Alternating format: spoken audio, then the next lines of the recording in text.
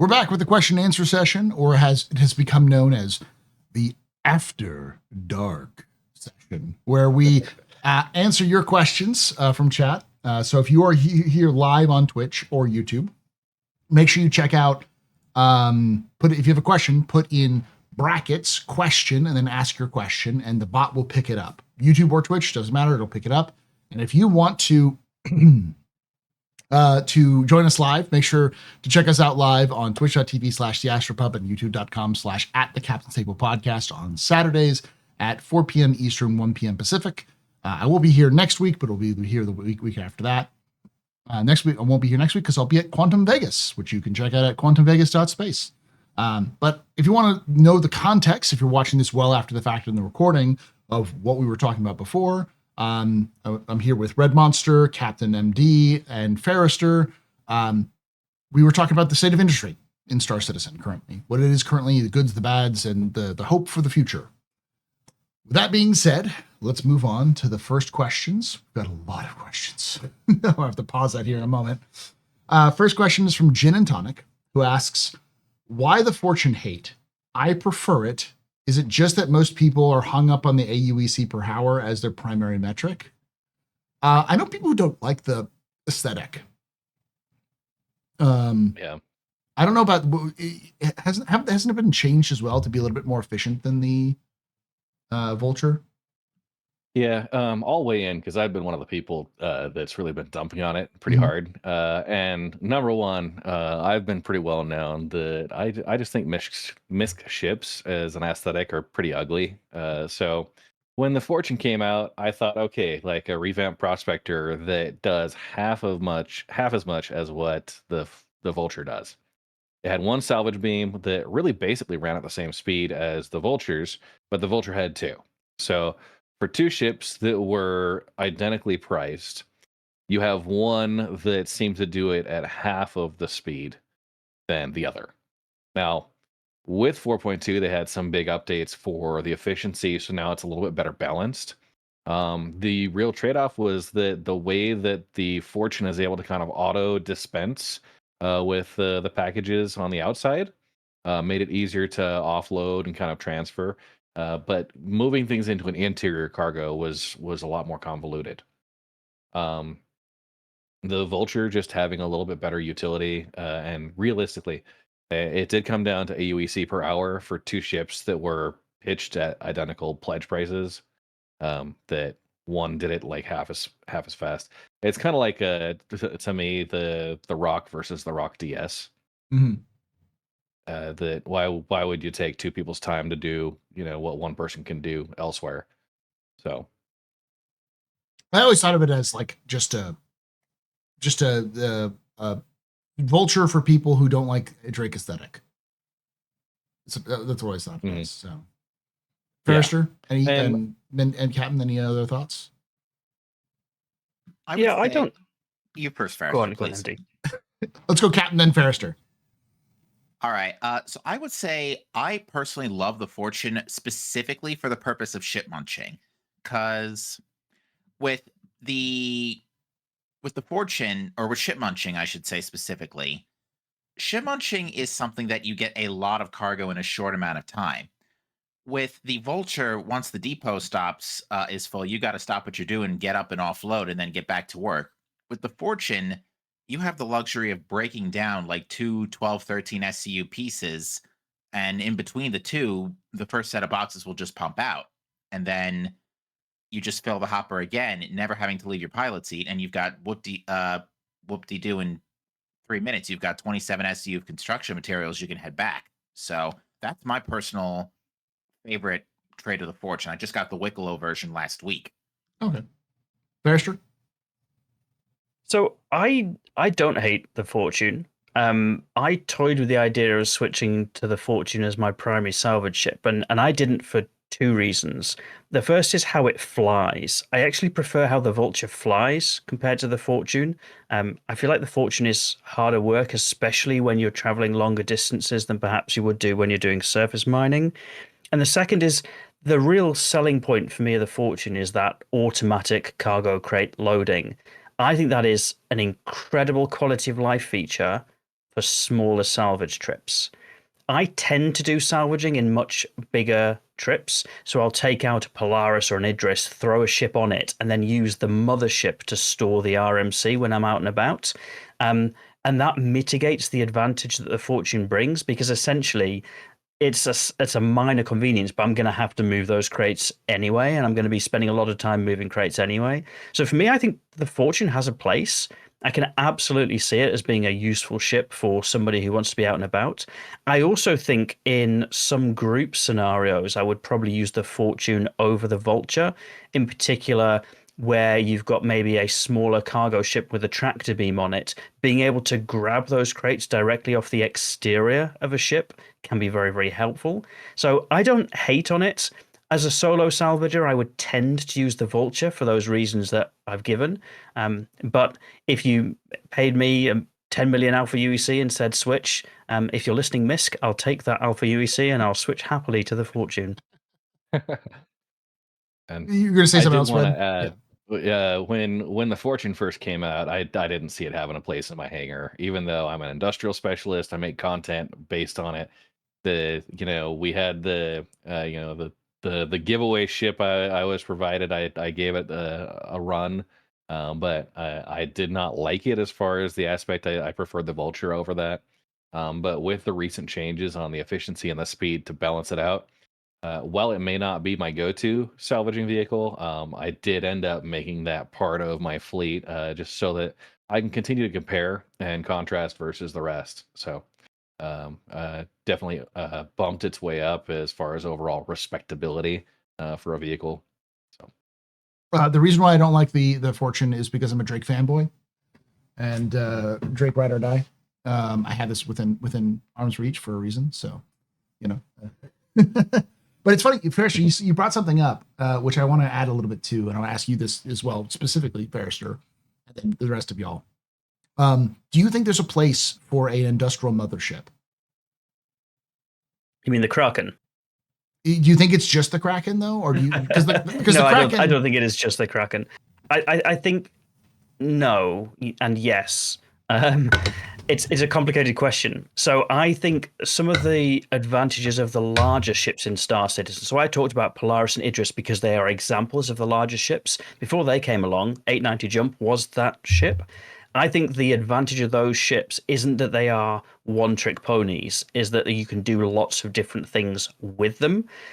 So I wouldn't necessarily see an advantage in a dedicated industrial mothership, because that's kind of what bigger ships would do. So I jokingly said, you mean the Kraken? Because actually, if you've got a group of prospectors or fortunes or vultures or whatever, like you could easily use a Kraken for that, as well as a small fighter carrier. So I think for me, I don't think it would need something vastly different. There would be an argument to say that some of the larger ships, or the ability to use modularity on some of the larger ships to equip some quality of life things like refinery stations, maybe when we get them, could be advantageous. But given that we've also got ships that will deliver that gameplay, maybe it's just enough that they can carry an expanse or something. So I don't know. Personally, I don't see the need for it. I think it's more important that those larger ships are more versatile and can fit different roles, but it'd be interesting to hear what everyone else thinks. Okay. Captain, do you think we need an industrial capital ship or industrial mothership sort of thing? Ooh, yeah, very good question. Personally, I'm curious to see how a mothership would factor in when we get the capital sized mining ships, because we're ultimately going to get the Arastra and the Orion. That's the one that's on the top of my head when I think of this question. So I'm wondering if the Orion is ultimately going to serve as that mothership where you're just able to, bring all your mining vessels with you in that, or if it's going to have an internal hangar. We don't even know what the thing's going to be when it finally comes out in however knows how long. But I'm thinking that a mothership that's dedicated to industry would absolutely be very sought after. Red Monster? I bought the Ironclad Assault based on it being kind of an armored mothership for those. Obviously the Polaris is a great option. It's got the top load for the hangar. I think those larger carriers, well, while they might be, kind of geared more towards the combat side, they definitely have industrial purposes. I think something like the Ironclad and like the Kraken. I would love to see the Banu Merchantmen also being able to kind of to fit in there. Sorry for the Blue Ball Merchantmen Club out there. That Card carrying member. I had yeah. I had two at one point. I've converted one of those up to my Polaris. So yeah, it's a little sore spot for me personally. But yeah, I think those larger ships can serve as kind of that industrial base. That's kind of the end of the supply chain. It's where things kind of go to once they're done processing. So Okay.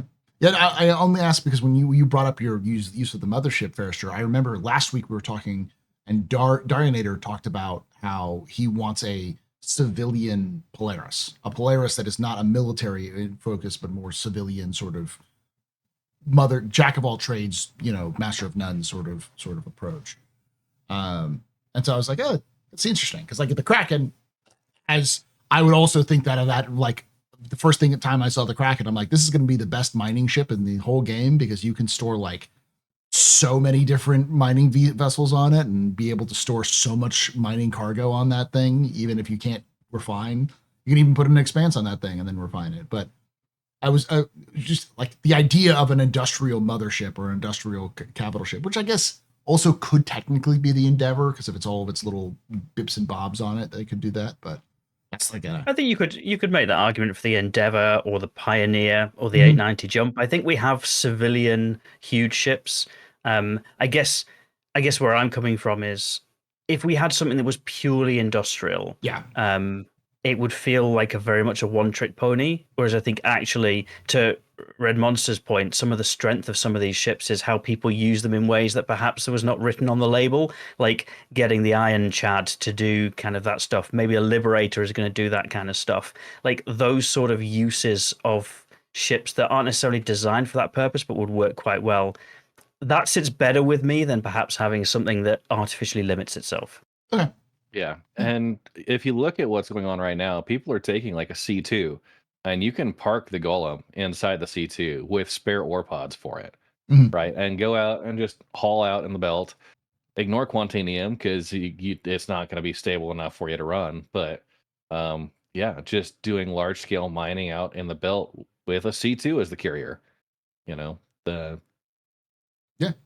And now that said, go ahead. I do think a Kraken module with a refinery deck does sound a little bit more exciting now we've had this conversation.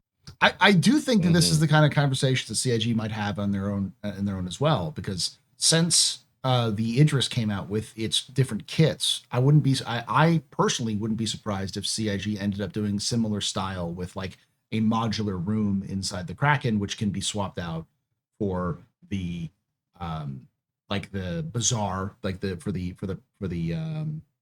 what is it called? The privateer version. And that could also be swapped out for a refinery or for some other things, or just a big cargo deck. This sort of single use modular swap out, like we see with the Expanse the Galaxy, and now recently with the Idris with that swap out front gun area. So who knows? And now you've said that, everyone is just going to want an internal train with little mine carts on it that you can put your gemstones in. Yes. Well, wasn't it originally supposed to have an internal tram system? I think one of them was supposed to originally, yeah. Just turn them into little tiny mine carts so you can just toss them and just watch them go like an old miner from the West, All right, moving on. That was question 1. We'll probably gather some of these together. Deliner asks, we're officially 6 months into 2025, so a vibe check. How is the, quote, year of stability, unquote, treating you and the game? I'm going to start with Captain, because you mentioned this earlier, where you kind of touched on that, you saw that question. How is the year of stability for you?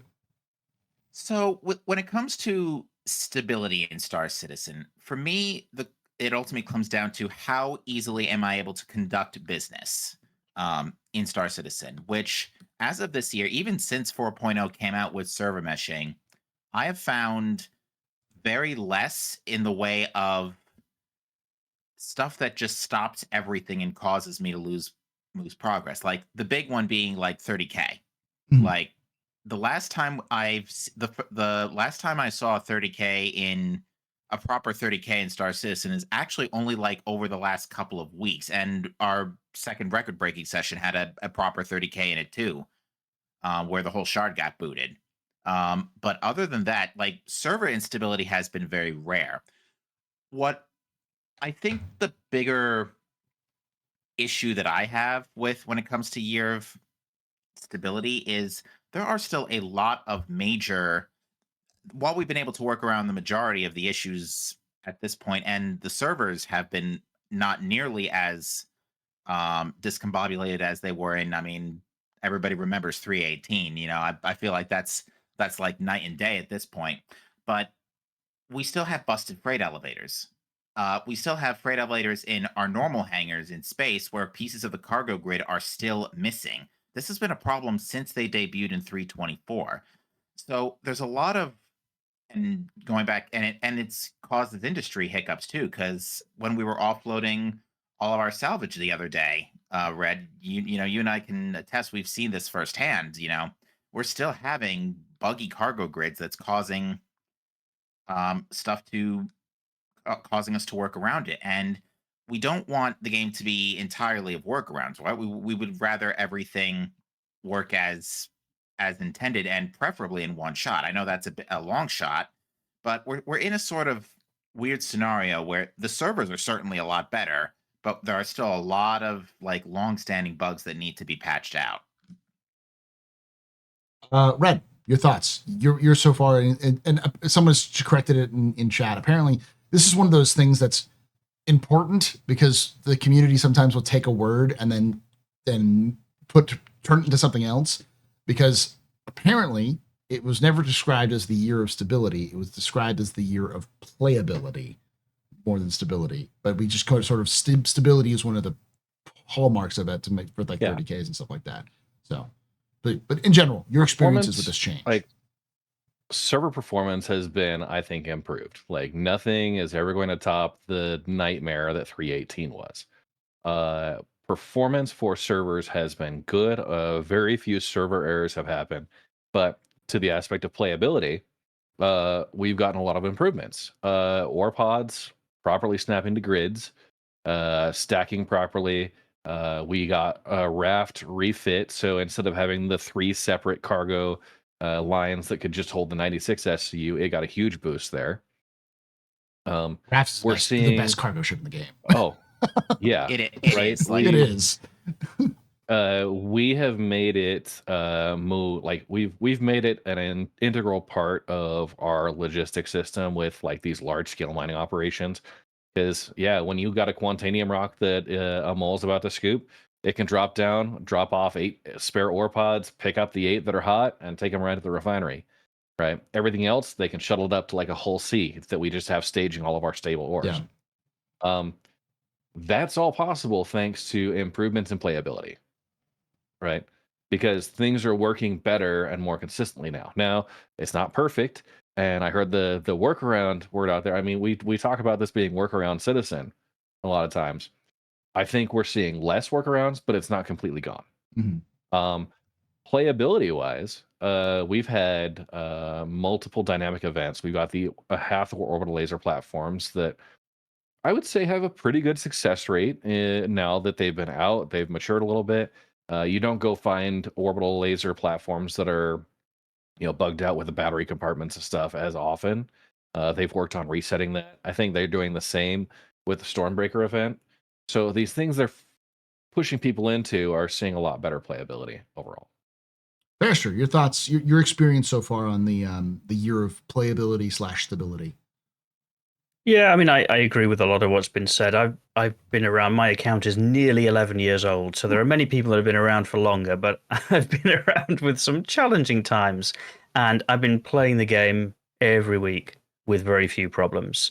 There are issues, there are bugs, there are challenges, but generally the game works as a game. And being able to say that for Star Citizen, that actually you can just play it as a game, I think, with the history of nearly 11 years, feels like a good place to be. I do agree about the events. It really feels like it's ramped up this year in terms of the events. We're only halfway through, so there could be even more in the pipeline. But I like that there's always something going on. In previous years, it's kind of felt like you were grappling from patch to patch, waiting for stuff. I'm still waiting for a lot of stuff, by the way, as somebody who's very excited for engineering gameplay. But there's always something going on, and I like that it feels like it's a really active game. I like the different gameplay stuff that's going on. I like that the team are responding to feedback, and I like that there's kind of a narrative weaving through it as well. It does feel like things are a little bit different this year from a narrative perspective. So, as far as the year of what we're saying, playability, stability, I don't know what we're calling it. Well, I'm playing the game and I'm enjoying it. Apparently, someone found the quote. It's our drive for playability surrounds three critical areas: performance, stability, and content.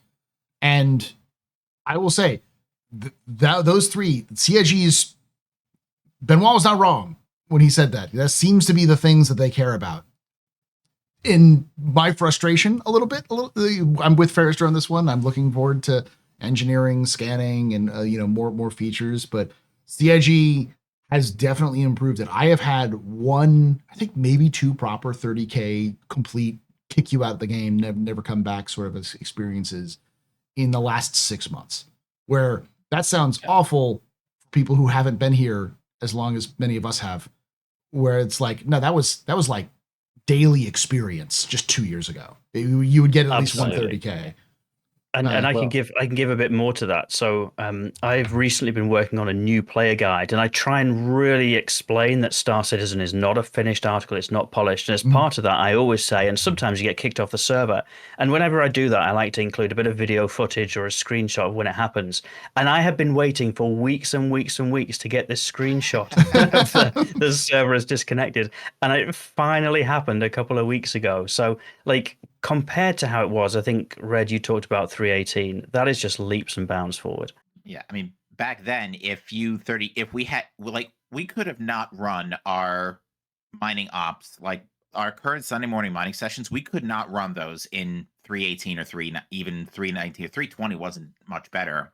It really didn't sort itself out, I would say, until like 321. But yeah, like server performance has been a whole lot better. So, and I will say, like, performance wise, my rig I've noticed better performance on my rig too. Like, I can get 30 FPS consistently in Orison now, and that's not easy to do. And I think it's go ahead, Fraser. It's probably worth pointing out as well, because it is so easy to criticize the things that aren't working. But all of these things, all of these improvements we've talked about, these have been like real hardworking people that have delivered it in what is already a very complicated game. Like, it's going to be constantly like playing whack-a-mole of fixing one thing and another thing breaks. So I think it's probably worth just acknowledging that, yes, there might be things that we're missing, and yes, we might want more things to be working as intended, but the progress has been a lot of hard work from a lot of people over there. It's definitely been showing. You mentioned performance boosts there, Captain. I did recently build a brand new PC because I needed to, because my old PC was over 5 years old. I was rocketing a 2070 Super, for context, in terms of my GPU. So 11th generation i7. So I was up for an upgrade, and so I finally bit the bullet and managed to get an upgrade. I've got a i7, or not i7. It's the Ryzen 7 9800 X3D, I think is what it is. Yeah. And then I also have a 9070 XT. So I've got a pretty decent rig, a good high-end, medium, like mid to high rig, which I usually shoot for. And I saw, partially because of that, I saw some performance and boosts. But since 4.2 has been released, my frames went from 70, 80 FPS to between 30 and 80 FPS to 100 plus FPS.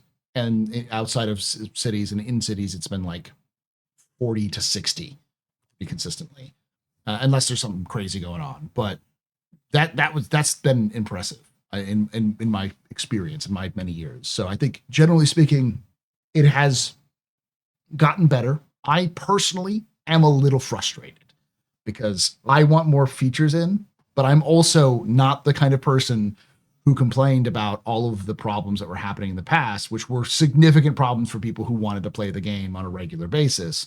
So I understand the advantage of this. So And I think it's good. That's all I'm trying to say. Go ahead. and to go further on that, if we remember that for 4.0, Pyro was supposed to have a lot more stuff like the solar flares, like the faction rep and all that. Yeah. That was supposed to make a big difference, and that didn't end up making it.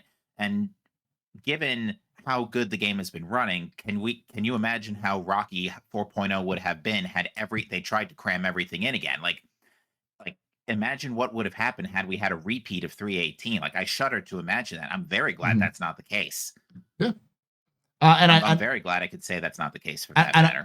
And I will also say, echo Ferrister in saying like, yeah, this is not something that's just easy. This is something that they had to go through. And even I think Benoit talked about this, is that like a lot of this is just wading through the muck of what has been and ripping out the stuff that's bad and replacing it. So it's kind of like wading through the boring code bits that somebody else wrote who's no longer at the company from 6 years ago and figuring out how to fix it and improve it. And that shit sucks. That just sucks ass. So the fact that they're doing it and that they've been such an immense improvement, I think, in just the overall stability, playability, and content in the last 6 months is good.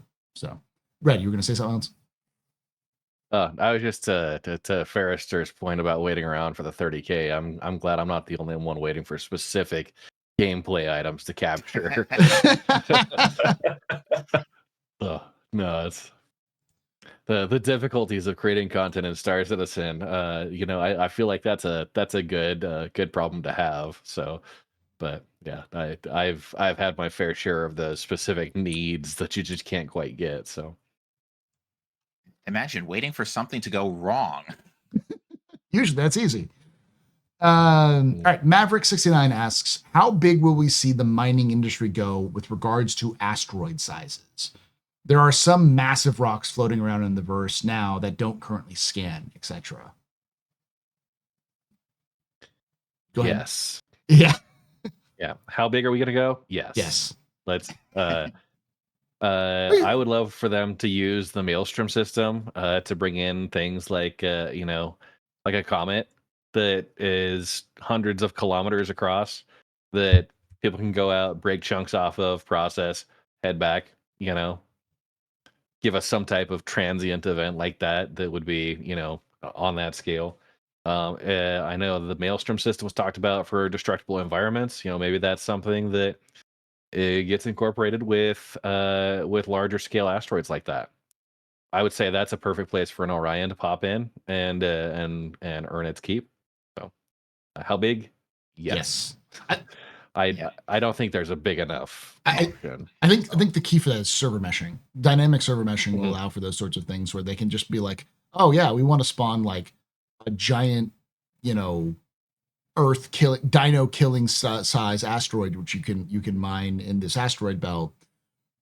But it's going to be this dino killing sized asteroid plus all these other asteroids, which will destroy the server. So being able to just spin up a server around that would be helpful. So I'm less worried about the server and worried about all the mining ships that'll surround the asteroid when we clean break it. And it's bad enough that all our modules discombobulate now on a 65K mass rock. Imagine how many C2s are going to blow up when we when we explode a 500,000 mass rock. Yeah. Hopefully they get some of those physics in hand. For sure. Any thoughts on like the size of asteroids for mining?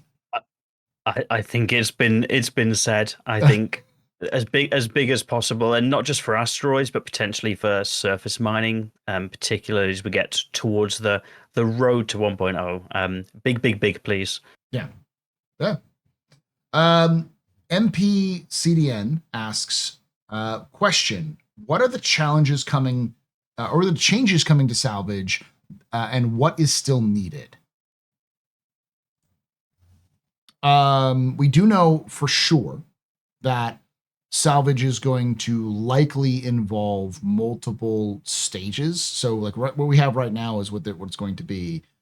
But like I said before, the whole like each like the goo, the RMC is going to end up being like specific material and and the quality of that material. So like it's this amount of iron, that kind of thing. I think that's what they said they wanted to do.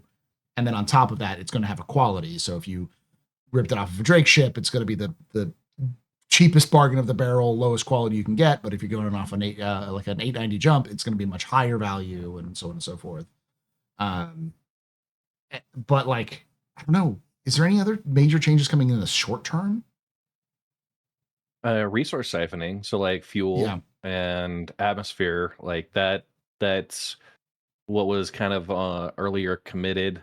Mhm. I know that recently the Misk Starfarer ore pods that come on some of those ships are actually full of fuel now, Mhm. so you can haul those away instead of just being empty.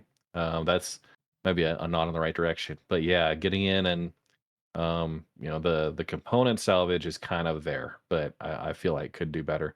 Obviously, the more complexity in materials involved, like that's all going to feed into crafting, and so yeah, I think that's going to be what we need is obviously more complexity of those minerals, and then feeding into a refining crafting economy. Okay. Anything to add, Ferrister or Captain? Nope. Not particularly for my part, no. Okay. Captain Jacaro asks, do you think rounding out mining, salvage, and commodities trading with more gameplay as a focus would have benefited the year of playability? And if so, how would you do it? I mean, obviously it would improve the gameplay, but I think it's a matter of resources. Mhm. So like, I would love for the economy team to have everything in the economy mapped out in terms of its base costs and like the demand for it, factoring into the price, so they can have everything going for the dynamic economy stuff. But I also know that that process is slow, it's time consuming, and you're likely going to you'll do the whole thing and then bring it forth to other people and they'll poke holes into it or find little ways around it, or it just won't, like Chris won't like it, or the management team won't like it, or somebody will find a problem. So it's one of those long problems that doesn't have a short solution to it. It's just plugging away, working on it, and keep going, and then finally implementing it, and then like, it'll be broken. The first time they do that sort of thing in game, they've done it a couple times where they've done some of these changes. It just breaks. The game just people find ways around it or loopholes, or people find out how to duplicate stuff, and it becomes the economy just breaks. So I don't think they could have actually done an in-depth and economic breakdown when it comes to commodities and that sort of thing and trading. I think this year we did see for each of those. If I reframe the question ever so slightly, rather than saying more gameplay, I think what has benefited all of those has been a focus through the dynamic events. So I've heard stories of people going out mining for ice in Pyro that I did not expect to happen at the start of this year. I've heard stories of people queuing up at commodity terminals to buy copper from Stanton stations, Yep. which I did not expect at the start of this year. And that's all driven by these dynamic events. So it's not any extra gameplay, but it's certainly exposing more players to those loops. I agree with that. Yeah. Yeah. is, I queued up on Magnus Gateway for that copper. That was a pain in the butt, but I definitely queued up waiting for it. Yeah, Yeah, I think that's something. there actually, I just came back from PTU. There is actually now a Mobiglass entry for like it says it's like a starter guide to, I forgot the term already, but it's like a starter guide to mining, but it doesn't really talk about how to get into the mining stuff, but it's still like a step in the right direction to say, hey, you might need a couple of these things. For example, like the salvage multi-tool with the salvage attachment and RMC canisters. So Mhm. we're just now finally starting to cross over into that point where the game is starting to tell you more about it too. On top of that, Red? I mean, we talked about the economic challenges there. The other thing, the Wicklow trade and barter system. I think that is causing the emergence of a player-to-player trading economy. You see people selling stuff in global chat. There's marketplaces like UEX Corp that are starting to do these player-to-player, kind of classified types that Yeah, you can go, our org, we were buying and selling Quantanium for the Polaris bits. We ended up, because Quantanium doesn't persist, we converted everything to Polaris bits and we're starting to sell those. So we have the option of both, one versus the other. Um, Beyond that, yeah, kind of a broader diversity of minerals that are used in those type of trades, and giving us reasons besides just selling it to a terminal. Mhm. Wickelow's bringing in some of that, and I think that's gameplay in itself. Mhm. But yeah, I agree. just kind of the aspects that I've seen. I have some balance issues with Wicklow stuff, but it's a nice addition so that you can do more than just Mhm. you know. Somebody also asked in follow ups like, are we going to see the Tony Z style quanta based economy eventually, or is the economy team now rethinking that level of dynamic economy? Um, it's important to understand that quanta is no longer the name for it. It's now called StarSim, and they mentioned it multiple times in the last couple of months. So, as far as every time it gets brought up, they keep saying we're still doing StarSim, but the important caveat to the StarSim is what just Red Monster just said, is that it's no longer the only economy that's going to be in the game. It is one economy that's going to be based around the NPCs and the AI, whereas the player economy is going to be the thing that's based around more high level gear and stuff like that. So you'll have your mission based, maybe, we don't know, but how much of that's changed. I will say that, what specifically Tony Z has laid out may not be the exact thing we get, but the idea of having a dynamic economy that changes based off of supply and demand, that I don't think that's changed. They still want to do that. It's just not there yet. So There are still going to be NPCs who have to haul rubber dog shit out of Hong Hong Kong, Kong, but yes. if you would like to do that, you were more than welcome to take that contract and work it. Yeah. Yeah. The more interesting question is, what's the balance going to be between player and NPC economy? That's the question that I don't want to answer because Thorsten and the economy team together are going to have a really weird time. Him and Elliot and the whole team sitting down to discuss that are going to have some very spirited conversations, I think, about that balance. Mhm. Moving on to the next question. Dell asks, where would you like to see salvage going in the next year or so? Well, the droll answer to that question is, where would I like to see salvage going in the next year or so? Hopper on my Vulture would be perfect. Thanks. Same. More, please. I'd like to see more ships. I'd like to see a salvage medium, like not a mole specifically, but like a mole ship. Yeah. Yeah. I agree with that. I think there's space for a medium-sized salvager. I also think the Golem has done something for mining about making that very accessible to new players. So I would love to see Yeah. something similar for salvage, where there's Mhm. a really accessible option for newbies. Well, there is supposed to be the RSI salvage ship, Mhm. and I'm not sure what all details are out there about it, but it seems like it might be kind of geared towards that starter range. So I am really curious to see how that works. But overall, like I think the number one thing that salvage needs right now is that those missions need to be balanced better. Yeah. The verified contracts, you're paying 5,000 credits for an arrow. Like you're not barely gonna get a full SCU of whole material off of that, and you're lucky to break even. I think that's the biggest complaint I've got. There are other missions and higher tier stuff that play out better, but for the next year, I want to see those missions balanced better versus what your rewards are. Especially now that we're not getting Weevil eggs and all the other commodity stuff that was coming in initially. Part of the reason why they were charging so much up front for these, but it's a slot machine where you're going to lose money playing their game, and I don't think that's the right gameplay approach. Especially for when newer players are going to be drawn to that rather than trying to go find. Because, like, would you rather go do that mission or would you go fly off into the middle of like Hathor to find abandoned ships and possibly get your stuff shut off from underneath you?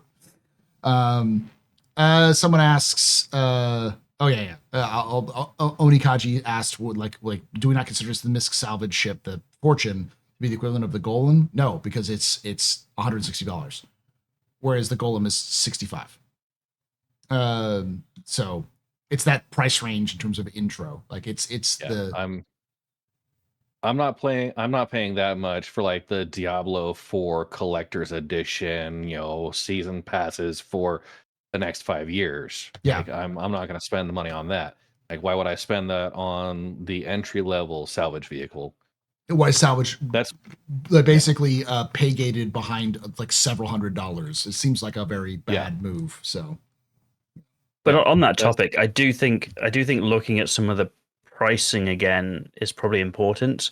The golem is very well priced for what you Yes. get. When you compare that to the price of the Prospector, I would not advise anyone buy a Prospector for anything other than Alpha UEC right now, Mhm. because you could do most of that with a far, far cheaper ship. I was very surprised when I saw the pricing of the Golem.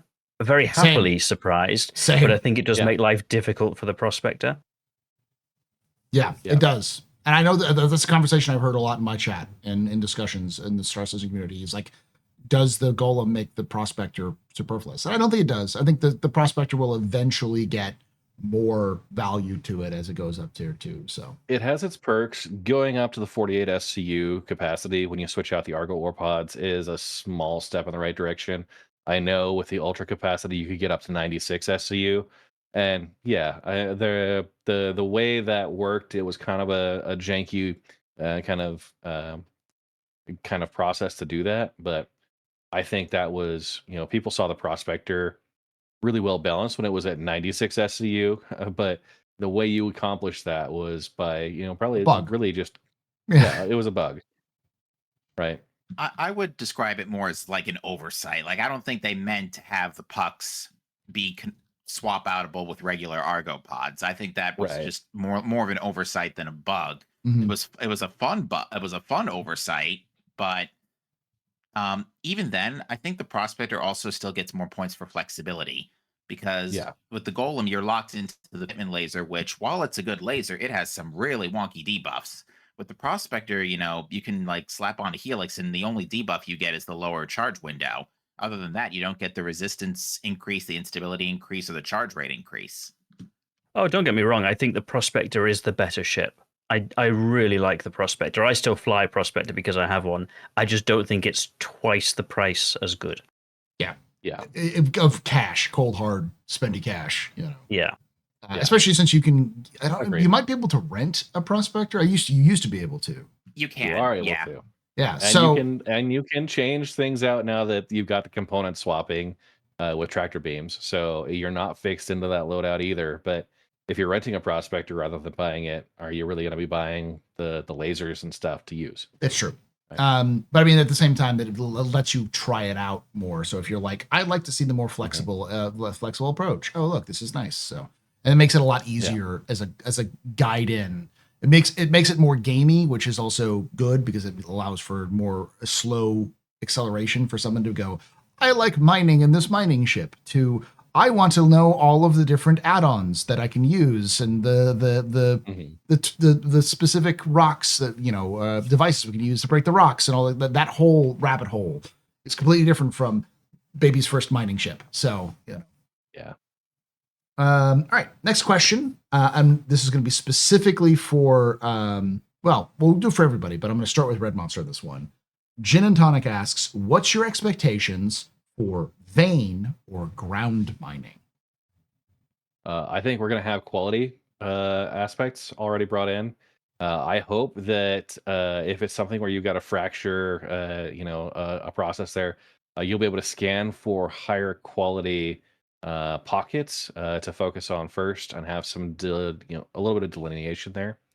But yeah, I think the vein ground mining, it is going to be interesting because right now everything's kind of the rock deposits that are a physical thing that could break apart. Where vein mining, it just kind of that area is now depleted, kind of like a well. You know, I I would expect it to have the same type of dissipation there once you've used it, but yeah, I think we will see that along with the quality aspect and be able to have better decisions there as far as what low quality versus high quality. That's maybe what's going to differentiate things. Pearser, your thoughts on vein mining? I defer to the expert. Okay. I definitely go with Red Monster on this one. Captain? Yeah, when it comes to vein mining and the quality, the one thing I don't want to have happen is if I need one specific thing for like a ship or an upgrade, I don't want to be flying around for 2 hours looking for that one thing when I'm in the area and I know what I'm looking for.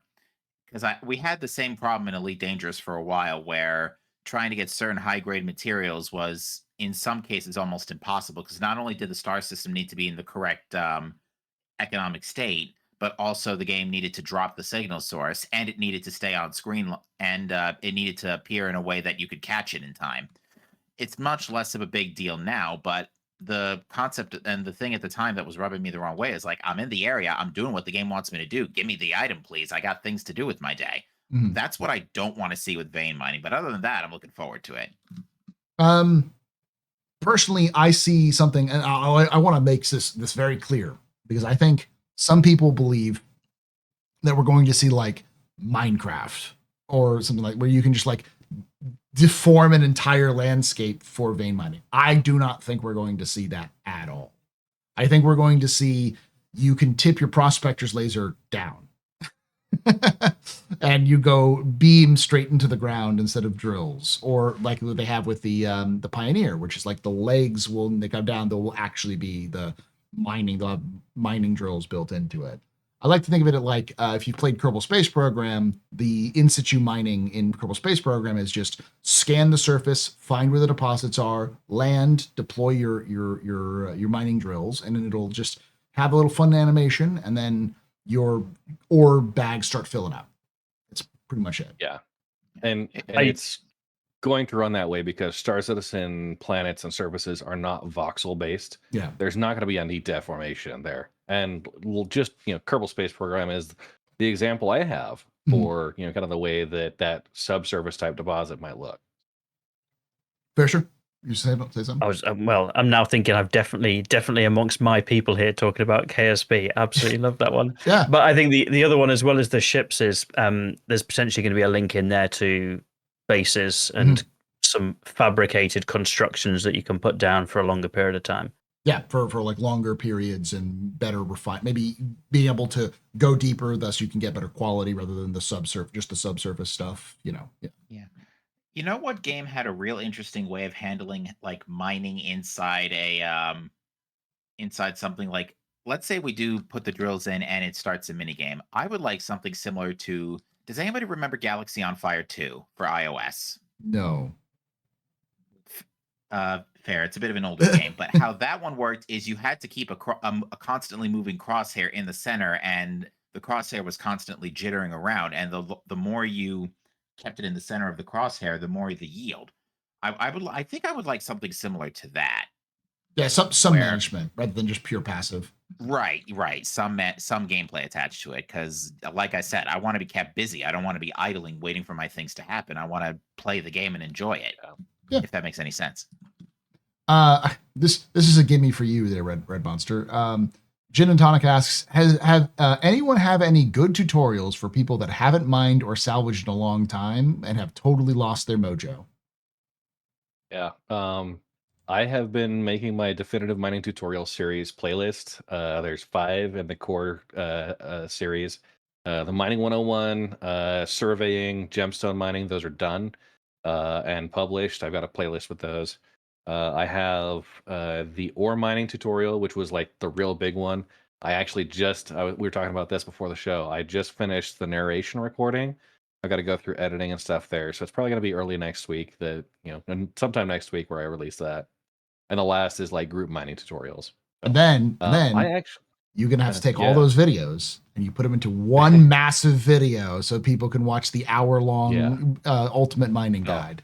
Yeah, it's already out there.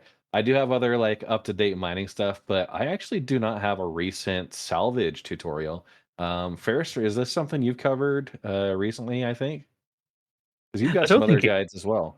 I don't think it is. I've actually been looking at redoing some of my guides, and I was like, oh, I'll redo my mining guide. And then I looked on your channel. I was like, there's no point in me redoing my mining guide because you've got it all covered. I'm hoping to get around to redoing salvage shortly. But to be fair, I think a lot of the older guides are still applicable. Like, not Yeah. that much has changed. I will say, and this is no offense to any other content creators out there, I make it a point of not watching other people's guides on stuff that I'm really invested in, because I get the same way. I'm like, oh well, like if they're doing the same thing, like what do I have to add? Like I think it adds, kind of a unique voice for those others. So don't feel bad about it. Yeah. I think people have their own takes. I had to get over that because I watch all of Ferrister's ship reviews, and I started doing a ship review system, and I'm like, but I'm not going to be as good as Ferrister. Ferrister is got that smooth Brit voice, that non-American accent. So, and he's got a voice that can, make everyone. You've got the Attenborough effect going on with you there, Ferrister. So, like, I can't compete, but I just said I had to go. I'm just going to put my own spin on it. I'm just going to be goofy and weird when I try to review the ships. So, You mean to suggest I'm not goofy or weird? You are, but in a good British way. So it's like it's proper. It's all it's all very proper. Yeah, it's I think the way it's not the way I proper, see it. But, The way I see it, when we do stuff, we all want to do our own thing for our own reasons. And when I'm making guides, it should be something that is useful to people, and it should be something that is a little bit different. I am not going to be able to add as much value as Red in doing those guides. I watch Red's guides to learn what I'm doing wrong. So I'm just quite happy to point people to Red Monster and say, watch this guy. This is the guy to watch. It doesn't need to have a Forrester stamp on a video to do that. I'm not trying to compete with anybody. I've not got a complex or anything. For me, there's no point in me doing it because it's all there on Red Monster SC YouTube. There we go. Thank you all for the shameless plugs. One of the things that I've come around with content creation, and I firmly believe this, is that if you're part of a community of content creators that follow something like a video game like Star Citizen, a rising tide lifts all boats, because the more there is content, people have asked me this before. It's like, well, Paul's doing a lore video, so I'm not going to do it. I'm like, no, do a lore video, please, because if there's 17 lore videos on the Idris, all of us are going to get more views because YouTube sees 17 videos out and says, oh, we should recommend them to this person and this person and this person. And so they just start cross-referencing all of these different videos to each other so that everyone gets to, and then more eyes will get on that. And then as a result, you never know what one video is going to catch. And so as a result, you see the situation like Warhammer 40K or Fallout or other these game series where the lore is such a huge part of it. And there are like 700 different people doing lore content, and all of them are getting fed information or get fed views as they do them. So it's not a zero-sum game, is what I'm trying to say, especially for you who are content creators out there. It's why I like doing Content Chem Stable, because it's nice to promote and see other people. So enough of that feel good. Let's move on. Wheezing Grizzly asks, question, do you think CIG will make an easier marking system for rock clusters?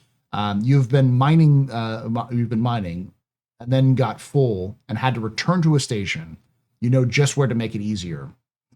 Yeah, it's basically bat marking. Yeah, didn't they say that? Yeah. There will be bookmarks that you'll be able to share. They talked about that. Now it would need to be on the same shard to make sure you can get back to the same rock. But they also made, like in 4.2, you can travel to a ship you've left on the planet's surface, right? Or in space. If you've abandoned a ship, you can quantum travel right to it. So now, let's say you're out in a prospector and you find a rock that is too big for you to break. You just park your prospector, get out, backspace, and come back with your mole, right? Or you wait at the rock, which is unfortunate. Being able to bookmark and not waste your time there would be great. But you wait at the rock and you pop in like the Red Legion Discord. We have a rock breakers role just for that, to say, hey, like, we have this big rock that we can't break. We need some help. We had an instance where a rock that was like right at the upper mass, it was gold and quantanium, like all of the high density stuff. I think the rock to start was like 130,000 mass. So it was going to need like 2 or 3 moles. Somebody came in with a rock breaker request, and we went out and we started breaking it, but we had a server error on our way. So the rock duplicated, and it kind of turned into this 2-headed quantanium colossus that I put a video out. But like, it's the mining boss in Star Citizen. Nice. I like that idea. That's why I like the comment the Comet idea of viewing that as kind of a mining boss. I think we obviously know there's a long-term plan to say, yes, this would be. What I would love to see, I don't know if anybody from CIG listens to the Q&A, but what I would love to see is something that uses the ship technology and is technically a really tiny ship. So maybe it's like a beacon or a satellite or something that would just fit on the back of your ship, counts as one of your ships. You can buy it for cheap. You throw it on the back of your ship and it essentially acts as a quantum beacon for that session using the 4.2 tech. That would be a wonderful little quality of life thing where you could just drop your own beacon using the in-game systems and then be able to quantum back to it. Also, Kind of like a crybaby from Firefly, Yeah. right? The noisemaker Yeah. type thing. and you know what? Because I know CIG likes rule of cool and funny things. It would also be really funny to like go through your ship lists and like an extra large hangar, and one of them is like an 8SU box that's just a satellite. Because they actually have those old 8SU satellite models still around, I'm sure. So the ones you could use to do for like probes which are deploying. If they just use that and you could go through and like find your beacon and you bring it up and you look, this giant like XL hangar goes up in this tiny little box at the very beginning, very in the front, so you run over and pick it up and pull it to the side. That would just be a funny thing. So all right, moving on to the next question. I'm going to jump ahead a little bit because I know this person specifically it's super late for them, and I don't want to have them stay up for too late. But Savrawls asks, what is your take on refueling as also being part of the industrial loop? Captain, what do you think? So that's a really tough one, if only because refueling really hasn't been an issue as of late. And I think, kind of another big thing about Pyro that kind of was a bit of a letdown is that there are actually far more safe not safe per se because Pyro is Pyro, but there's far more stations available in Pyro to refuel than I think we were initially envisioning. Like not even just the three main ones. There's on the polar opposite side of Terminus. There's not Checkmate, Endgame Station. Mm-hmm. So, and then there's Gaslight Station near Pyro 5. So if you're doing stuff near Pyro 5, you've got an emergency spot to gas up in case you overdid it with your rock carrier on the way to Ignis, for example. So I don't know if I can speak to it right now, just if only because it hasn't been a problem. You know what I'm saying? Red? Yeah, the demand has been kind of almost non-existent. I will say the first couple of times I was out in Pyro trying to do mining runs, I'd fly out to Pyro 5 and the mini like moon system they have there, and yeah, I'd get stuck. I'd run out of fuel. But as you got used to that, dropping off at Gaslight, refueling there first before getting out and trying things. Yeah, the demand or the need hasn't arisen for refueling to be a core part of that. But I mean, I've called out for refueling a few times. I know, like in Elite Dangerous, they have the fuel rats system, and they're trying to bring that over. But I think right now the way the gameplay plays out, it's not a requirement necessarily. It's something that's very like few and far between. It's like med runners, their situation. If somebody gets knocked down, like they have to call, and it's kind of an as needed situation where maybe if there was missions to say, hey, there's this stranded ship out here, they've called for a refueling, and you can go out to a location similar like to the defend missions, right? But your mission at that point would be to get them refueled, send them on their way. Get an NPC based mission, and I think that becomes a core part of industrial gameplay. Pastor? Yeah, I think to the question, I think refueling should be a part of the industrial gameplay loops. I like the idea of refueling being in there. I think for some of the challenges faced at the moment, right? You're speaking here with Red Monster, who's just told you he's quite happy to backspace because he's found a rock he likes. Yeah. He is definitely going to backspace because his ship has run out of fuel. So I think there needs to be a reason why you would refuel your ship rather than just head back. And I think in some cases it's even worse now at the moment because we've talked about how it'd be great to have a PvE refueling scenario, most of the scenarios where you'd refuel now involve other players, and you've got to be very trusting of other players in Star Citizen. And if you're anything like me, you're perhaps not so trusting of every fellow player. So I think there'd need to be a lot of reasons to do that. I think, to be fair as well, the way that some of the ships are engineered could make for very interesting refueling gameplay. So I've talked about how CIG have graced me with this Idris loaner, and I use it to take it out salvaging and mining.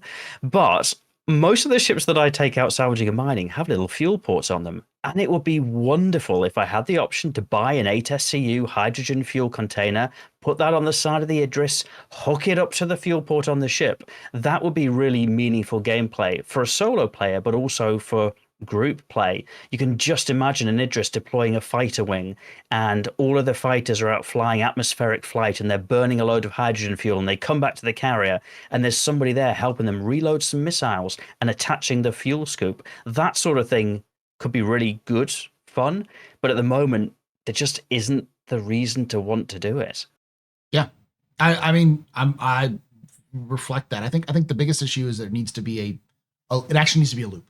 It's not a gameplay loop right now. That's the fundamental problem of refueling. Is there is not a lot of demand, and there is no non-confrontational or potential confrontational loop for it. Go ahead. And what ship does refining besides the Starfarer? The non-refueling Sorry, ships. what ship does refueling? So Right, what you're saying, Red, besides is they the should Starfarer. also release the Vulcan. Yes. Release the Vulcan. But also, Give us the jerry can idea is great, right? And we would bring that along on a group mining operation because we know we're going to run out of fuel. We could go to other further locations out. I mean, Right. they've also talked about things like fuel quality. So, like, if you have better fuel quality, Quantanium or hydrogen, like different, like the octane levels of modern gasoline, then you can go further, or maybe you are more efficient or whatever. So, like, there needs to be more investment in that actual gameplay loop, and of course, more ships. But there's like just having an NPC mission where NPCs will call for refuel, and you show up and you refuel them. That alone would make it actually part of the industrial gameplay. There's just not a lot of gameplay for it right now. And trust me, I know plenty of people who own Starfarers who, whenever I get close to running out of fuel, will actively go, do you need a refuel? You need a refuel? Like just there is a gameplay desire. There are people who want to go out and do space AAA. They just don't have the means yet. And I think that's the key. I think it can be an industrial gameplay loop along the lines of repair, but it needs to have, like repair, it needs to have the stuff in there. So, all right, let's move on to the next question, which is from Jagriz, who asks, a couple of episodes ago, you said, I think he's talking about me, you said you think they will get rid of the player-controlled NPC crew when just months ago, CIG confirmed agent smithing is still planned. I think CIG is going to reach a point around 1.0 where they've got everything done, they've got everything in, and they're going to have to start inventorying the future of the game, what they can and can't do. And there will be some things which will be a hard discussion. And I think NPC crew is going to be one of those hard discussions because it's not coming in 1.0. We already know NPC crew is not a 1.0 release. It is a post 1.0 release. So if NPC crew is a post 1.0 release, it means that they don't know how it's going to work in the game as of yet. It's not something they want to put a lot of investment in. So to clarify what I'm saying is, I think CIG is going to reach the 1.0 level. They're going to take a look at what they have, and they're going to find another solution to the problem of NPCs, that NPC crew, that will make it work better. And if they can't, if they can, they'll probably just dial back or change up how NPC crew will work, or completely remove the idea altogether, simply because it's a complicated thing. It's going to take up a lot of resources. Internal resources, because CIG is already struggles to make sure that the game isn't like 700 gigabytes and Yeah. So there's a lot of internal.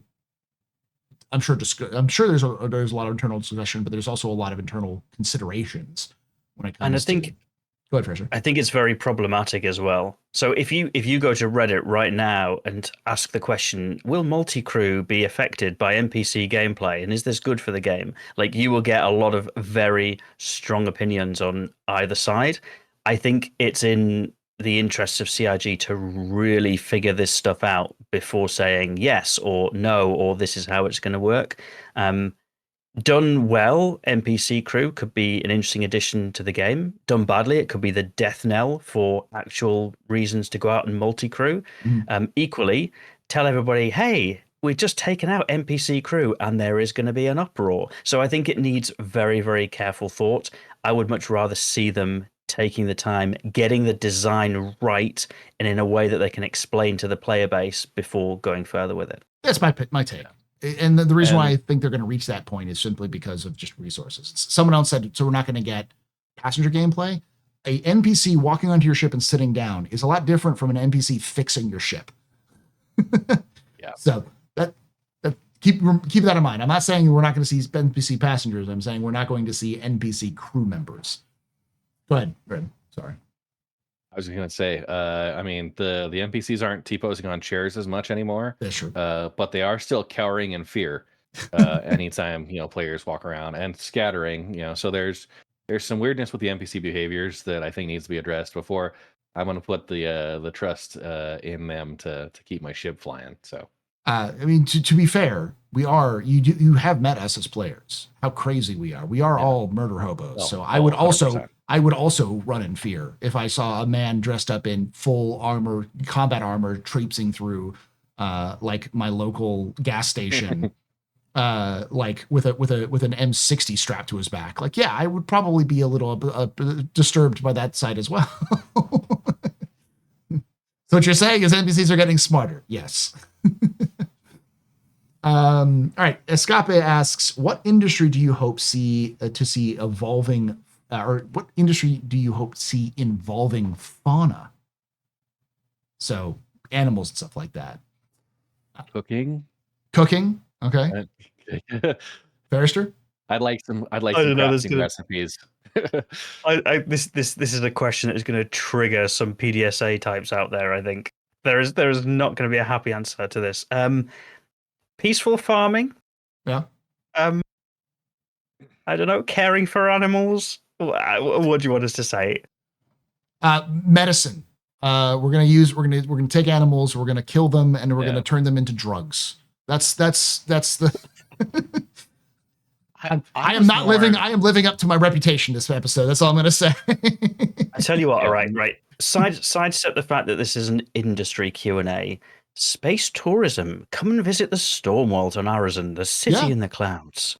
Yeah, I mean, we've seen a whole series of movies called Jurassic Park that talk about touring fauna that goes really well. So. Yeah. Captain? Yeah.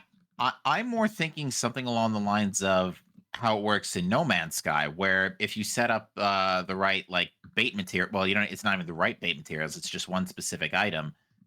You set up materials, it lures the fauna, and then there's another item you install that just automatically extracts nutritious stuff like milk or eggs or just small bone segments without harming the animal. That's something that I wouldn't mind. That's no fun. No animals were harmed in the making of this Q&A. It doesn't sound like fun at first, but then when it's making you 8,000 nanites a day, so. But I want to be, hunted by space raptors and have to say "clever girl" as I'm getting my face ripped off by the Copians or whatever. All right, I'm going to ask this question and then I'll ask two questions. This one, Wheezing Grizzly asks specifically for Ferrister: will you at any point be joining Red, Captain, and me in a mining session soon? Asked and answered in chat already, as soon as scheduling allows. All right. Adults and our scheduling. It is the death of all D&D campaigns and gaming sessions. So don't have to tell me twice.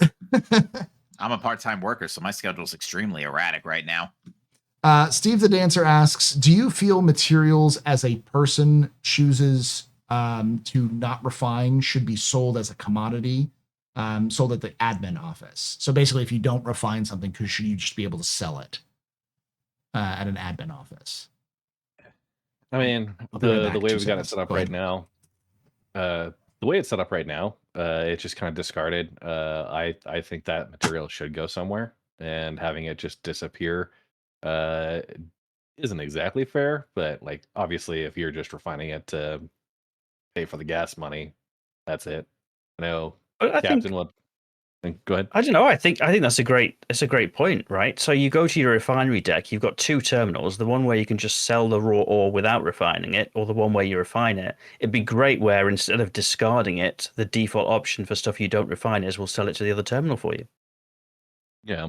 And what if there was a process where you could queue things to sell directly, and then it would sort, and it might take an hour or so, kind of like the refining process, where it would then sort the material, and you could kind of break it down. Yeah, because right now, regardless of what is in your thing, there is no way to split the order into multiple pieces. You like it's in case in going back to our like record breaking refiner runs, it's all or nothing. Yeah. And I don't mind that because the justification for it is you've got this whole bag of mixed stuff and it needs sorting as part of the refining process. So like I'm okay with that, but just the idea that you've got all of this stuff and they're just going to throw it away when you could say, well, it's got a little bit of value if you don't refine it because you'd buy it from you at the other terminal, wouldn't you? Yeah. Right. And so that's why I think the Astropub's like one of the lowest forms of refinery operator. Yeah, exactly. You don't want me refining anything. I do think that you should be able to sell everything you get for some money. It's just a matter of like your effort should be rewarded. That's all. So like if you have raw ore that you just don't want to like bother doing it, it should be easier to do it. Like I hate that RMC is only sold at like landing zones, which doesn't make a lot of sense to me. Yeah. You know. Yeah. But for what it's worth, Paul, I was saying you're a very refined gentleman. Thank you. Now, Captain? Gin and tonic. Go ahead. Now, one thing is that it should be noted that there are changes to there are other changes to refineries being made in 4.2.1 right now where the cost is being not only is the cost being reduced, but also the penalty for leaving stuff out is also being removed. So that is already kind of changing in the right direction in the sense that, you know, if there's stuff you don't want, you're not penalized for dumping it in a sense. Yeah. I didn't have a chance to measure out like exactly what the cost reductions are, but it seems kind of noticeable. Yeah. Gin and tonic in chat has a really good point. Is that this is probably just going to be a short-term problem because eventually we're moving to a quality-based single mineral deposit. So our refining and processing there might go away.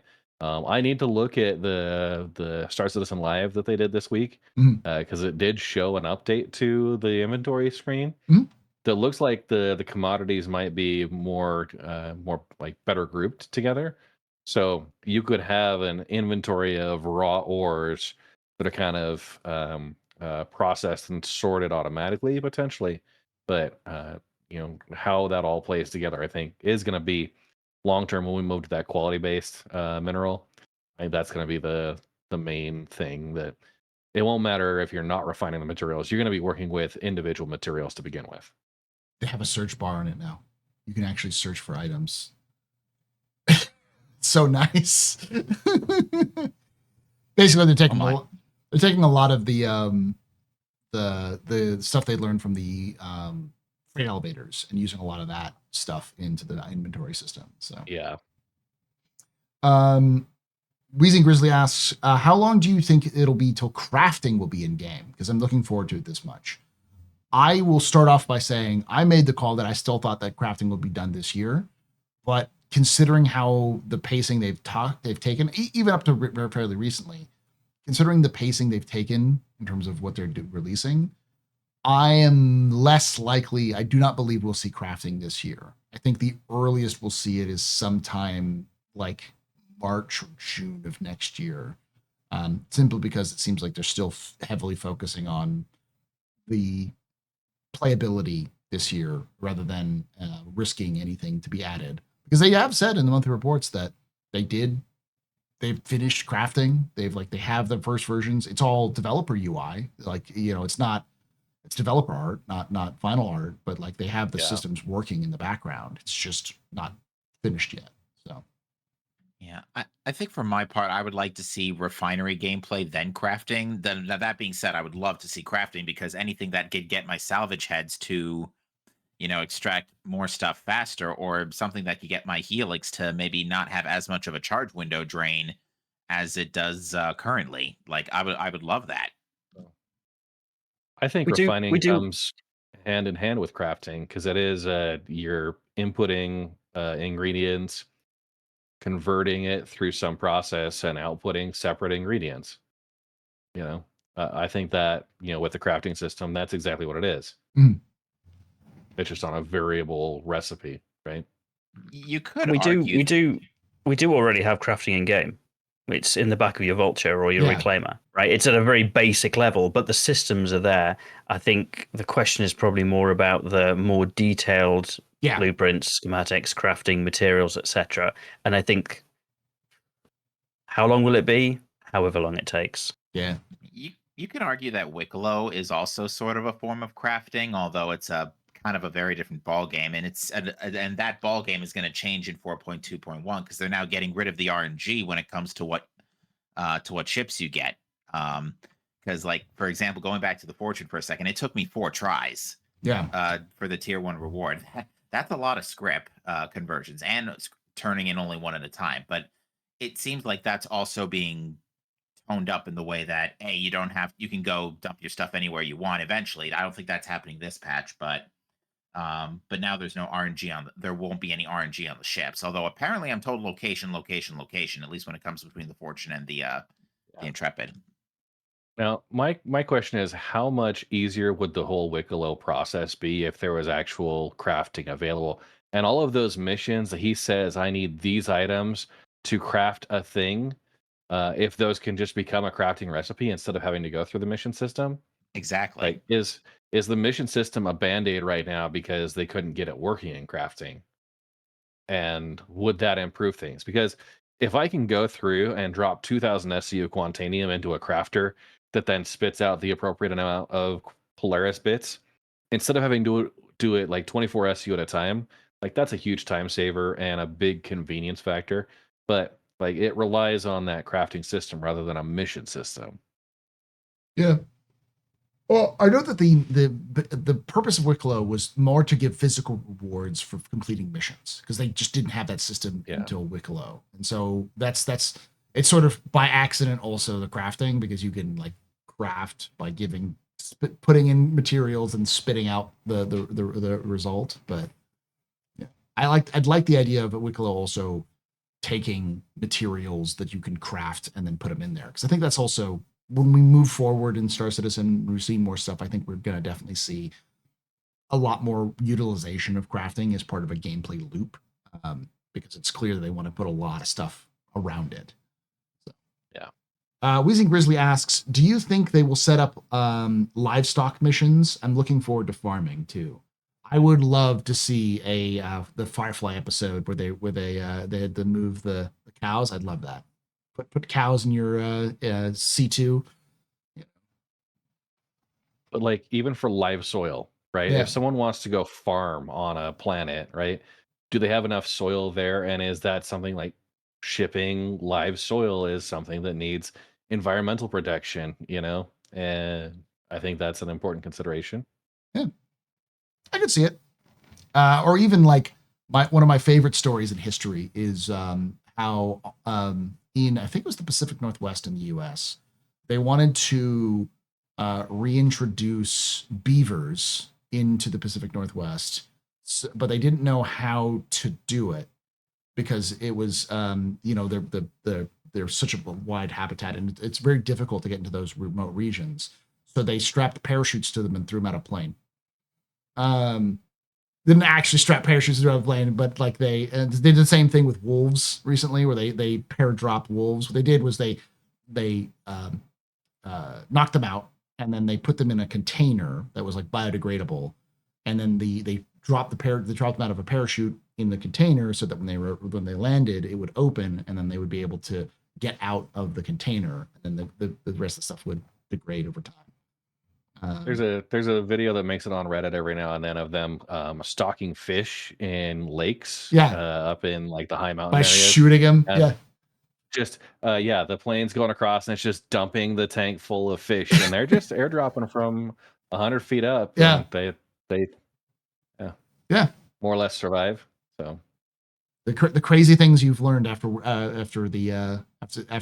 War II had so many planes built. They didn't figure out what to do with them. Oh, so that's what they mean by flying fish. Oh, they didn't knock out the beavers when they did it. I think they did it with the wolves. I think they knocked out the wolves when they did that. But yeah. I mean, I wouldn't want to ride in an airplane with a live wolf. That's in a plane. That's freaking out. Imagine doing the jump instructions for that one, being like, okay, you're not going to eat me first. That's rule number 1. The funny part would be in Star Citizen would be like copians, like taking copians on board a ship and then trying to like reintroduce them to a new habitat, you know. Hope your med gun's stocked up. Yeah. Captain Jakara asks, do you think that crafting will bring people to realize how important industry has been and will be? I think, yeah. I hope it does. The big thing is quality. I think the idea that you can craft a better weapon or a better piece of armor or a better ship, or better material, better thing, like with higher quality, that will get people who are only there for like the most. And this isn't a knock on these people, on the people who are there to just dig ditches and shoot people and fly around their ships and get into dogfights, get as sweaty as possible. Those folks will realize I need the best of the best gear. And my hope is that they'll go to places like myself or Red Monster or Ferrister or whichever group or Captain or whichever group is running like a good quality construction, like crafting system, to be like, yes, I make this really, really good gun. Then go, hey, I would like to buy a gun from you, please. And be like, yes, here's your gun. And realize that, oh, wow, I can talk with other players without pulling out my, my P8 and mowing them down, Your option is a tier 3 upgraded, P6 LR sniper that takes you, let's say, 100 hours worth of grinding and crafting to progress to, or spending 3 or 4 times a base price and buying it from somebody else who's done that, 100 hours of grinding. Yeah. So all I'm saying is that if CIG allows me, I will be making very rare, very important alcohol. I will be for no reason other than to possibly sell to NPCs, but also, who knows? Maybe I'll find a way of inducing like medical applications for booze, so you can get both really drunk and also like heal much faster as a result. But I'm looking for those sorts of niche aspects of someone being like, I am the best, stim maker in the entire game. I can make those metapens like crazy. I love that idea. I'm aspiring to be like an artisan shipwright and make some really fancy ships. Mm-hmm. And I now want to get in touch with you and make sure that if you can do that, I've got like a bottle of Astropub champagne on every ship that you buy. Go. Exactly. Captain, you say something? Yeah.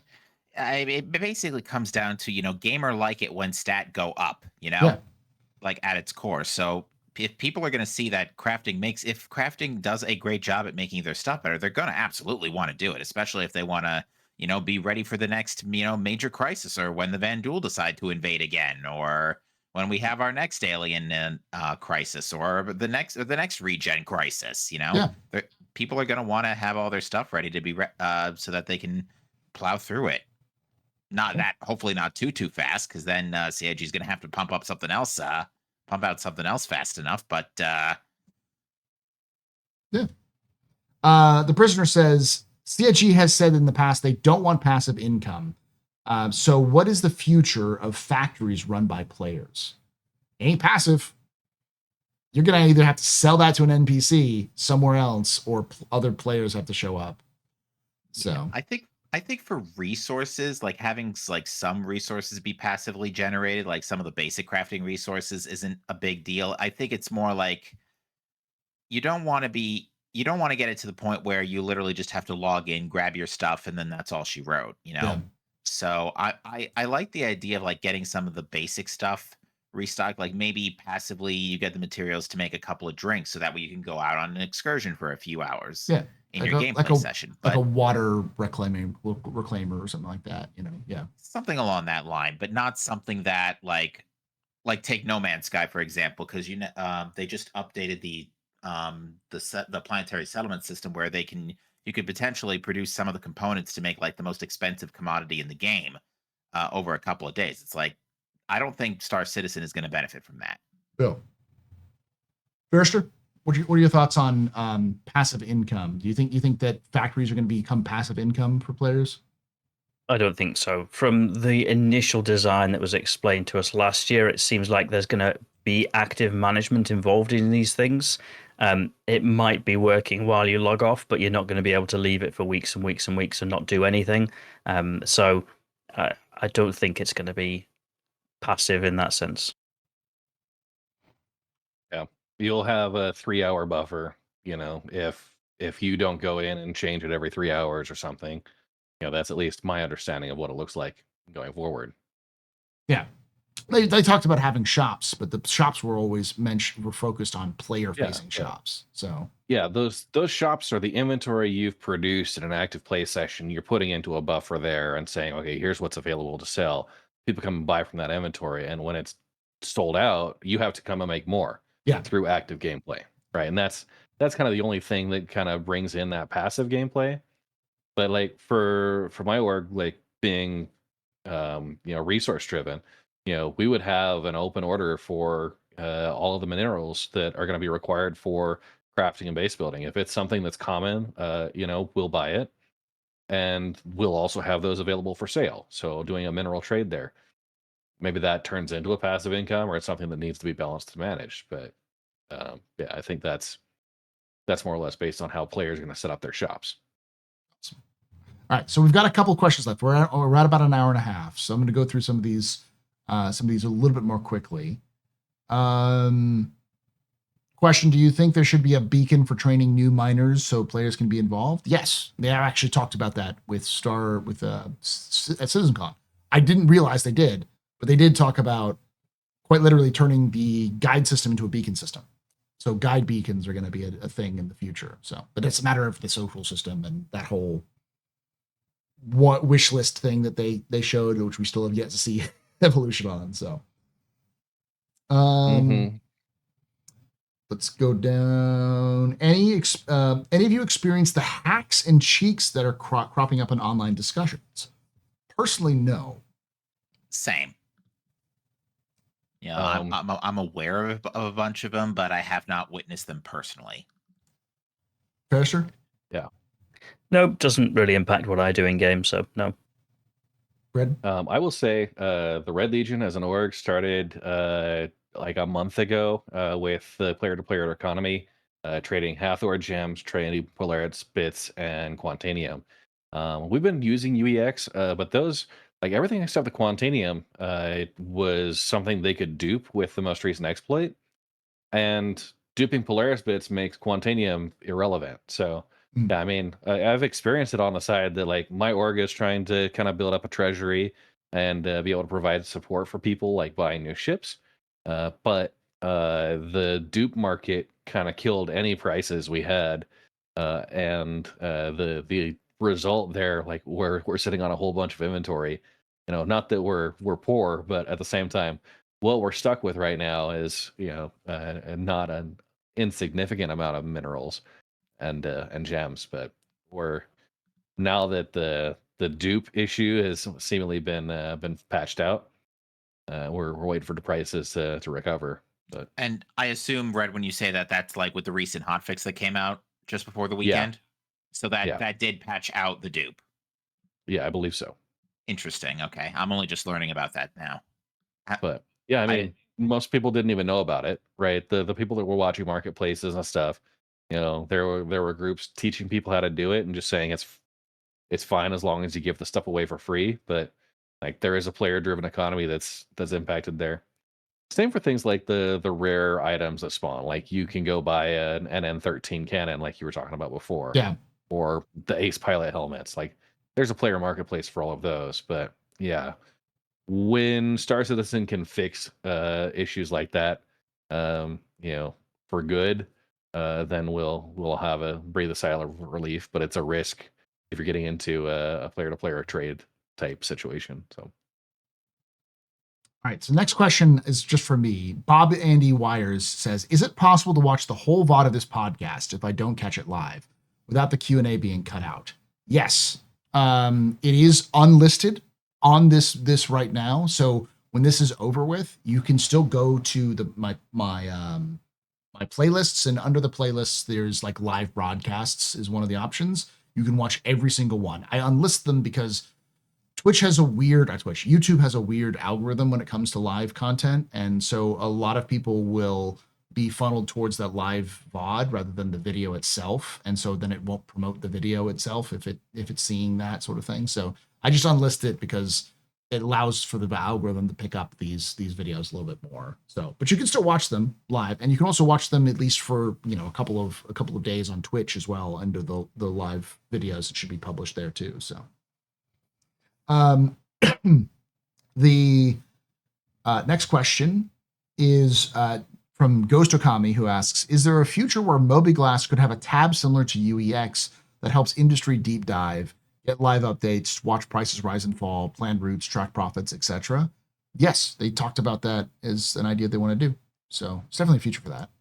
They used to have the old commodity price alerts pop up on screen before they reworked the main UI, but I don't think that commodity price alerts are a thing right now anymore. Yeah, I think they removed them for now, but it's probably because of back end issues. But yeah, it did already used to be a thing at one point. I'm hope that would be nice if that came back, just because that actually brings up a great point. It's like if you want Star Citizen to have these player interactions, but you don't want the entire economy to be third-party tools. You want the game needs to pull a bit of weight and in contributing to the economy too. Yeah, that's a kind of a big issue with like Elite Dangerous, is that if you're looking for like a specific route of stuff, the game doesn't do a great job of telling you that. You have to rely on the third-party stuff, which I'm not a fan of personally, which is why I'm glad that they are doing some of this stuff, but they definitely need to do more. Sure. Steve the Dancer asks, do you feel there needs to be a salvage ship bigger than the Vulture and smaller than the Reclaimer? I kind of already said that. Personally, yes. And what manufacturer would you like to see the ship? I'm trying to think. Salvage, medium. We have a Drake, Aegis, and Misk. So RSI would be the easiest answer for me. What do you think, Captain? That's another really good question. I would think, Origin hasn't really done anything for industrial, so I don't think we're going to see Origin. As much as I like their like cleaner design on the ships. Crusader could work, but yeah, I see someone in chat mention like Consolidated Outlander. I feel like that's probably the more realistic. I would personally like to see Crusader. Surely it's going to be Argo. Surely a ship of that size has to be Argo. How could we forget Argo? I love. We already had the Mole, which is Argo, and I love Argo. Like I am a Argo stan as much as I am a Drake stan, but I also think you got the Mole, you got the SRV, you've got the Raft. There's one ship missing in that lineup. Yep. Not to mention the Atlas. And knowing it's even the same size, right? Yeah, it would fit perfectly in the current salvage ship.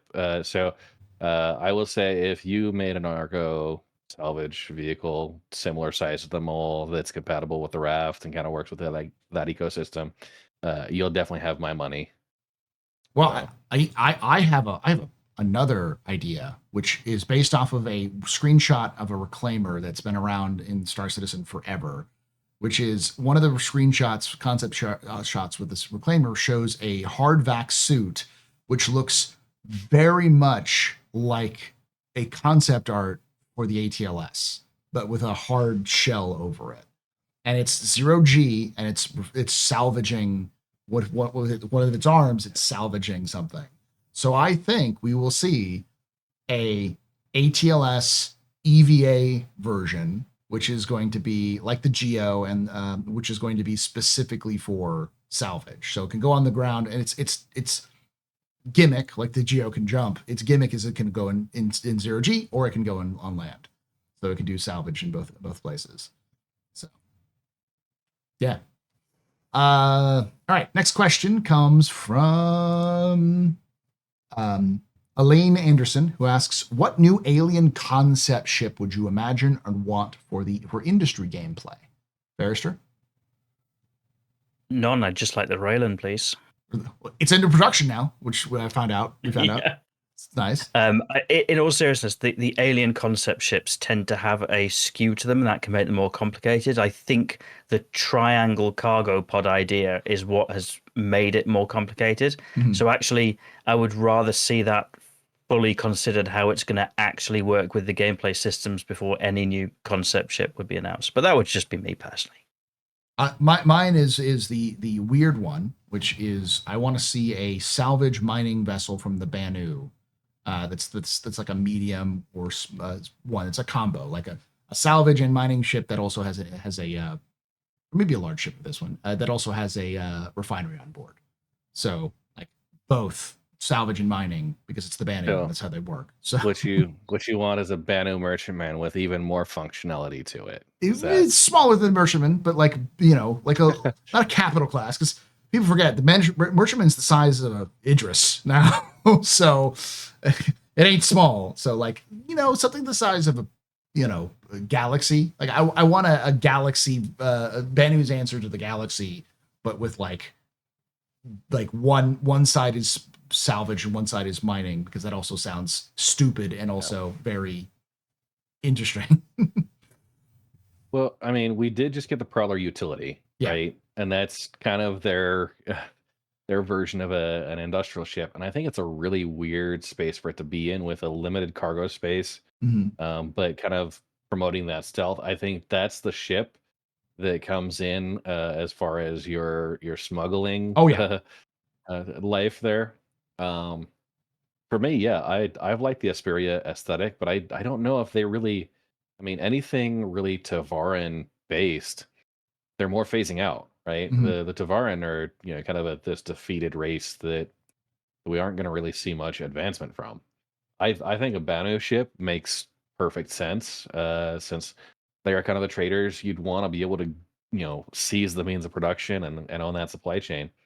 That's I think that the Banu ship, um, specifically for salvage, I think, because they're more about preserving long term and reusing, right? Mhm. And to that end, I would love to see, if we're on Banu, right? If we are going to concept something, I would love to see a Banu combo of a salvage ship and an SRV. So the idea is it's got a big tractor beam on it, and it takes it away somewhere to get it fixed up or broken Mhm. down. I like that idea. Yeah. Or even better Yeah. yet, a Banu stealth or an Asperia stealth salvage ship that can stealth on ships and get out before any trouble arises, like Hathor. All right. Let's move on to the next question. We're burning them down. We got a couple left. Steve the Dancer asks, should the Prospector have more storage than the Golem at the price point? Yeah, I think that's part of the balance. You can upgrade Mhm. slightly, at least within the fundamental game mechanics right now. Not exploiting a bug, you can get up to 48 SCU. That's part of the balance of trying to get an entry level ship, and some of the restrictions they put on it. It did get the unique ore pods for the Golem compared to the Prospector, so it's not compatible for that type of a capacity upgrade. But Yeah. I mean, how do you balance a $60 ship versus a $166 or $160 ship when they're functionally like pretty similar? So I do think more capacity makes sense. We already have some of that. Maybe there's other features or tweaks that could be brought in to bring that balance out. I can see something crazy like an expanding one where it's like a small packet, and then as it gets filled up, it goes like chunk and opens up. It means you can't land anymore, but you can still like, you know, you utilize it for multi-crew, or like someone else comes in and pulls it off and then pulls it away, sort of thing. So Yeah. Sorry for smirking. I'm just trying not to imagine that too much in detail. So it just slowly grows in a tube-like fashion of some kind. yeah, there's your TTP. Let's go.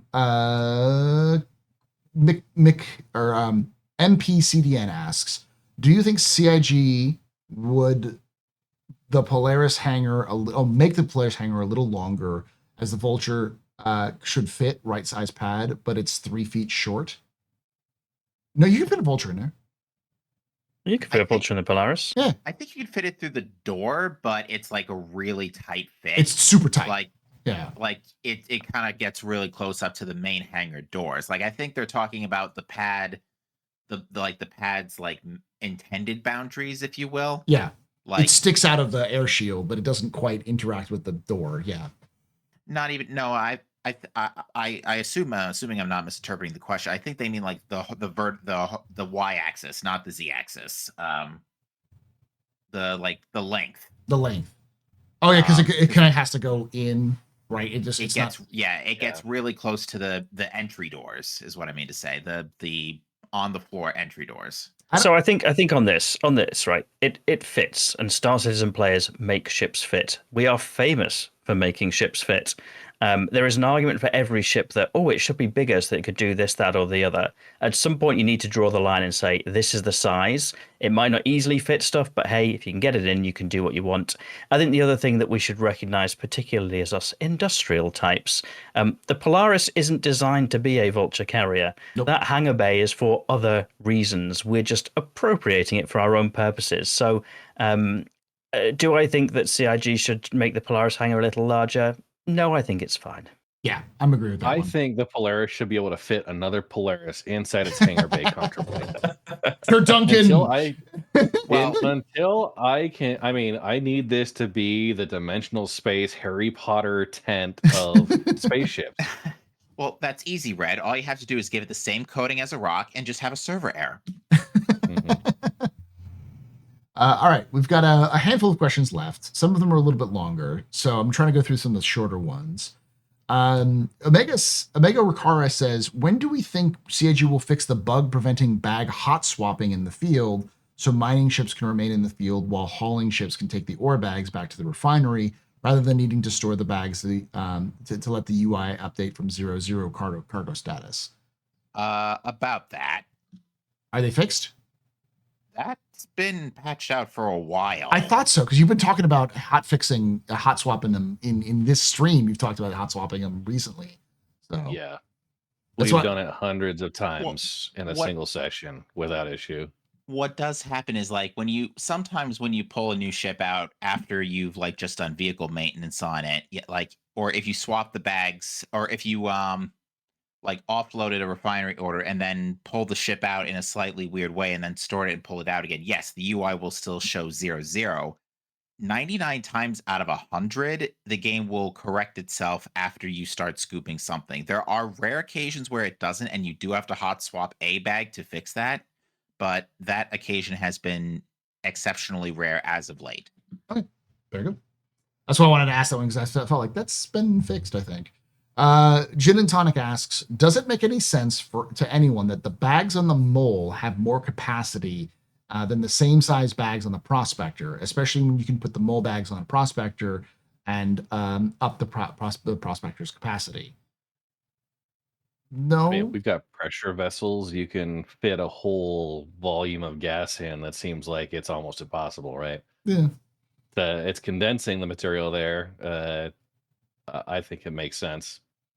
It works. There's also a certain point you go, it's a video game. If they did some visual tweaks to it to make it a little bit more rounder or something like that. Now, to the crafting thing, if I can craft ore pods that can store 16 or 20 SCU per box, I'm going to do that. Yeah. Yeah, that would be like I would love a legitimate way to bring back ultra capacity mining. Like obviously there needs to be a caveat, and there kind of was at the time because refinery time still scaled linearly with how much you put in. Because when ultra capacity was a thing and we were close to a patch, I was like throwing in things with pyrometric chromalysis. Like I was burning a lot of cash to get that out of the oven in time. So it actually ended up being kind of a detriment. Yeah. MPCDN asks, question, do you think that Quantanium timer should stop when removed from the miner and placed on a cargo ship? No. Does it stop becoming volatile if it's not attached to anything? No, I think it's fine. Yeah. Barrister? Yeah.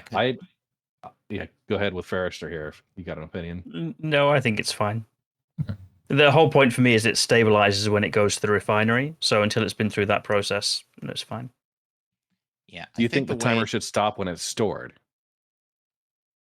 Guess that's more the question. Yeah, when you pull it out and put it onto a ship, I don't think so. No, I think red means more like when it goes down a freight elevator. Because once the pod is unloaded, the timer stops indefinitely. Whether it's thrown down a freight elevator, whether the attached mining ship gets stored, either way, whenever the pod is unloaded, the timer stops. I think that's fine. You can think of it as like it goes down into a freight elevator, and then the people on the bottom of the freight elevator or the other side of the freight elevator take it and put it into some sort of container device before they can refine it. So it's like, I mean, we already seen that in Verse with the unstable stuff from Xenothreat.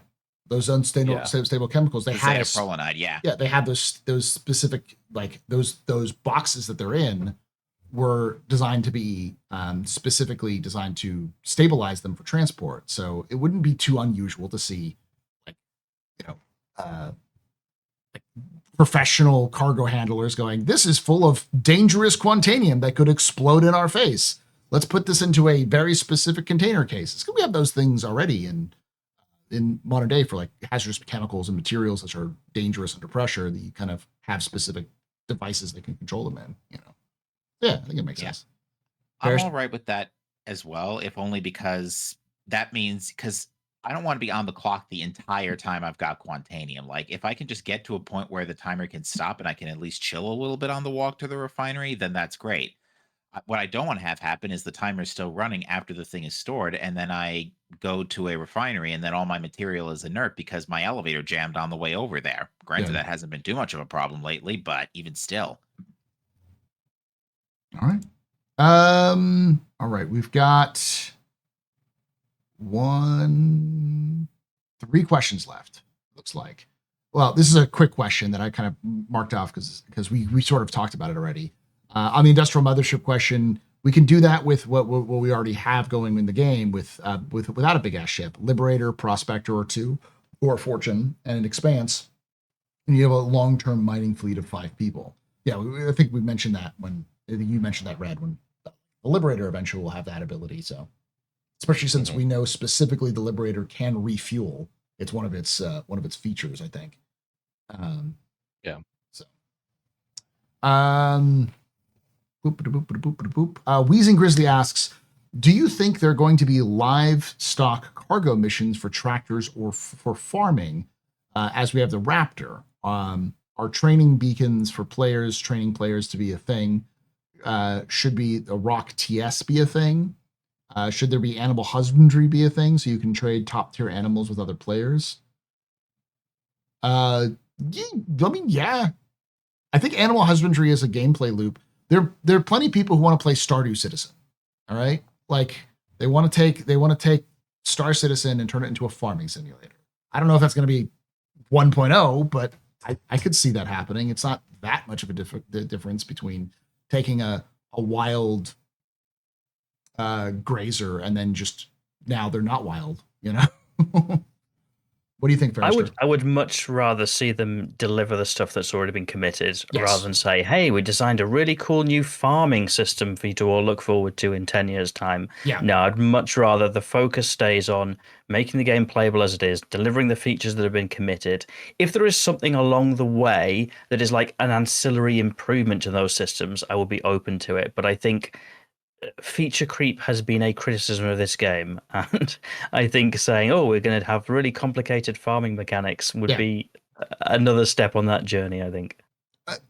I agree with that. I because we know we're going to get farming in some way, shape, or form if it's just like a vertical farm you build with your base or something like that. So, what do you think, Red Monster? Should we have animal husbandry in the game? I mean, I know there's a lot of people that want to be rancher citizens, Yeah. so make it happen. But the Rock TS, God no. I would only be okay with the Rock TS if on the front of the Rock it has the Misk Raptor Street Sweeper thing, so you can just slurp up all the gems. Like when the laser guys are done bursting all the gems, rather than using extraction beams, you just drive over them, like the Raptor.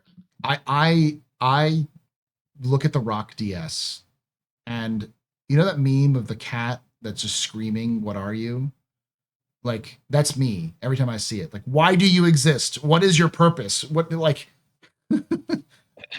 The only logical conclusion for the Rock DS versus the Rock TS is let's just make it so that there are 4 driver seats, each controlling each wheel independently, operated by 4 people, and then the one laser turret. Voltron. Yeah. That sounds like something that would happen in a Mario Party minigame. Yeah. All right, so we got 2 more questions. One is from Solomon the Vengeful, who asks, do you think there will be any crafting or factory ships outside of the Pioneer? Red? Yeah, they already talked about the crafting cart, this part of the base building system. There's going to be crafting and base building that are brought in. I expect they're probably, if they've got the gameplay down, they're going to be introducing some concept ships that support that, right? I think at the very least we're going to see a Galaxy module for it. It's the Galaxy's perfectly built for that one. So, Captain, do you think we'll see more construction ships, more crafting ships other than the Pioneer? Ooh, yes, that's another really good question. So I would say it wouldn't hurt to maybe have something a little bit on the smaller side, just so that way, if you want to build a base by yourself, you don't have to either A, take up the time of somebody who owns a Pioneer, or B, get yourself a giant Pioneer. Let me at least have something that I can do a tiny bit of the work on my own. But if I need to do the big stuff, sure, I'll call upon a Pioneer to do so. Fairster? Yes, I imagine we probably will. I would much rather see the gameplay first rather than just more concept ships about it. But yes, I think there's space for them. Yeah, I do think that they won't sell a factory ship until they actually have factory in. They seem to be more focusing. They've been doing that less and less, and that's one of the complaints I know a lot of people have, which is like, why is every ship a version of a ship we already have or a combat ship? It's like, because that's what we have. We don't have vein mining and that kind of stuff. So until those get in, it's just going to be, this is what we're going to make these ships. So the last question we have is from Del Ener. I want to say this one for last because I thought this was a good one, which is for Foundation Festival, CIG is promoting starter packs from $50 to $80. Is Star Citizen ready to be a $50 to $80 game? Captain, I'll start you with this one. I will say that to date, I have only spent $85 on Star Citizen. So considering that I've been playing it for 2.5 years up to this point, I would say I've certainly gotten my mileage worth. Mm-hmm. That being all said, I would say that I would still say I'm at the point where I'm still at the point where I would tell people that if you are considering buying it, the big thing you need to do is not go in expecting everything to work, because we're still not at that point. Mm.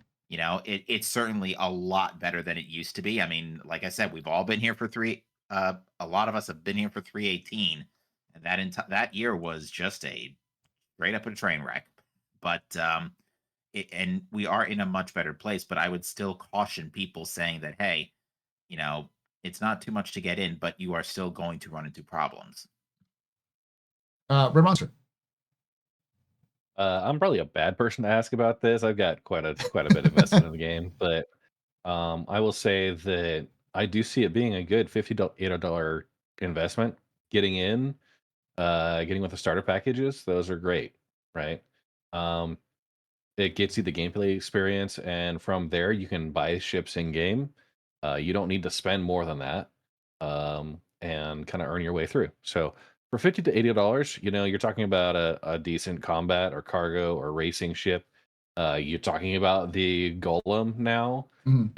that are ways that you can start and like, really bootstrap yourself into, the gameplay you want, with in-game ship purchases and like Wicklow trades. Um, I would be, I've spent more on games that have really been a big letdown.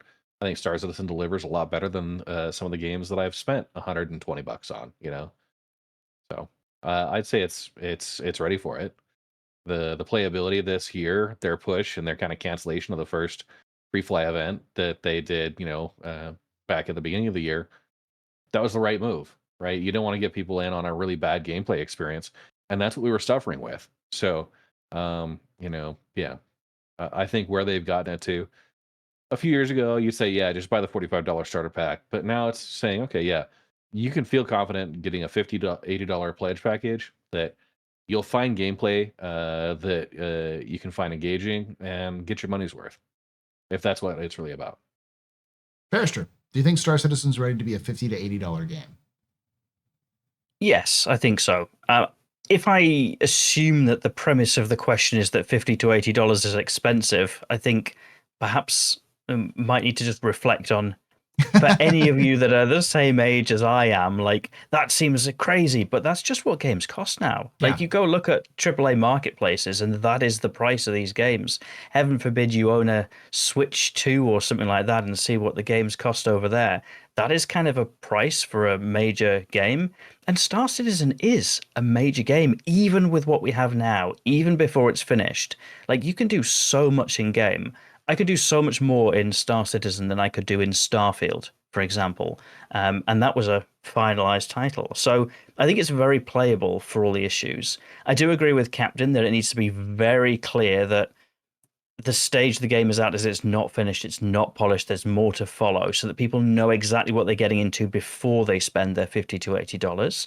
But I actually think the people that spend 50 to 80 are probably going to get the best value for this game, because if you actually play the game and enjoy it and unlock the stuff that you want to do from there, I think that's the way to go. Honestly, I think there's more chance of people who have spent thousands on these huge warships, expecting to be solo players, are more likely to be disappointed with their purchase than the people who spend $50, $80 to play the game and enjoy it. So yes, I think Star Citizen is ready to be a $50 to $80 game. My friend Logan Plays likes to say it's pay to lose, because if you pay for more money, you're paying to have less gameplay if you pay more than $50. And as somebody who's done a bunch of Zero to Hero runs, that's been my experience. The most rewarding and interesting gameplay I've ever had is the starter packs. Now,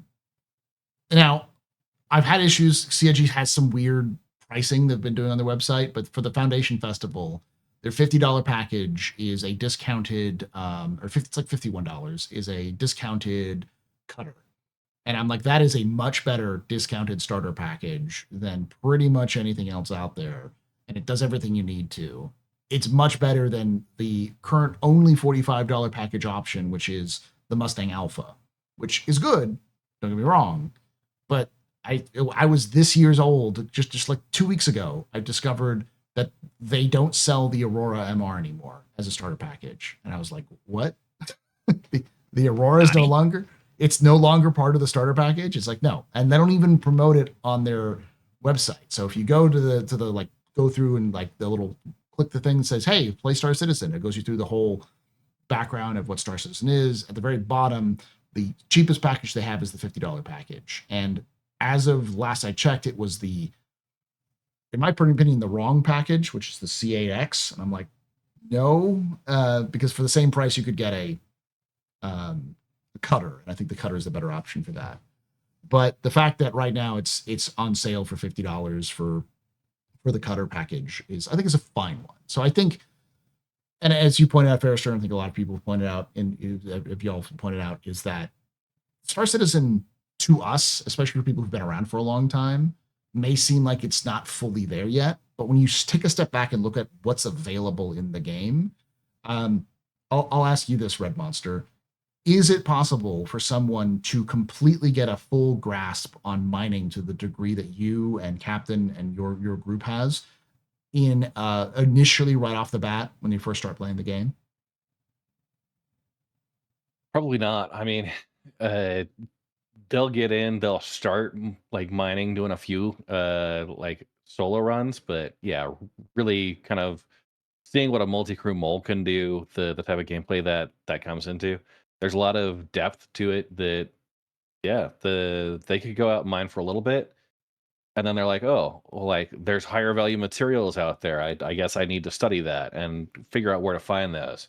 And that's kind of what gets them down into the rabbit hole. And a couple of weeks into gameplay, we've got people coming into the org saying, hey, like I've been out trying and like started getting my feet wet, but really wanted to dive into it further because it's gameplay that I like. You know, it's the power management, mini game for the optimal charge window and stuff. That's something that I think is really unique within Star Citizen, and Yeah. kind of I- it's a good game mechanic that people enjoy, but there's so much that happens to get to that point and be kind of economically viable. Yeah, and that's kind of my point. It's like even when I do combat stuff, the progression of going from I've talked about in the past how CIG's AI or really it's more like their back end is kind of weird and it causes problems. But in their latest updates, I've been flying around in a say an Alpha Mustang Alpha and going up against targets which I shouldn't be able to beat and I'm barely beating. And I've been going up against targets, and in my other account, I've been flying around with like an F8C, stock, but like an F8C, going against targets I should be beating who are just punching me into the dirt because it's like a fully crewed Andromeda, which is just absolutely stomping me as I try to compete on. These are NPC targets. So there is a skill curve. There is a like gear curve in terms of getting better gear and like leveling up from that. And there's a little bit of a grind, and there's a lot of complexity in Star Citizen, even now. And that complexity can take months of time to actually fully experience and to really grapple with in any profession. It could take you months of time just to grapple with one profession, let alone mining, salvage, bounty hunting, mercenary work, trading, like the plus all of the different, contested zones, Hathor, Stormbreaker, and then any other sort of new things that pop up. There's just a lot of stuff in Star Citizen. So is it worth $50? Yeah. I have paid more money for less quality games than $50 for Star Citizen. So yes, 100%. $80 maybe, but like, and in this case, the $80 is a Nomad. I'm like, that's actually a pretty good deal for a Nomad. And a Nomad, you're going to have a really good time with that ship if you paid that money, But The Nomad is a pretty powerful ship right now, with A, having a tractor, and B, being able to lug any size box that's bigger than 4. Yeah. And it's easily accessible. It's a really nice. It's got an interior. There's a lot of advantages to it. So yeah, I'd say definitely it's worth $50 to $80. All right. That was the last question. Thank you so much to Ferrister and Captain and Red Monster for coming on. Make sure you check out Red Monster on Twitch and YouTube, Captain MD13 on Twitch, and Ferrister on YouTube under all these names down below. Thank you so much for hanging out. Thank you for watching. And like I say every time, hope to see you someday in the black.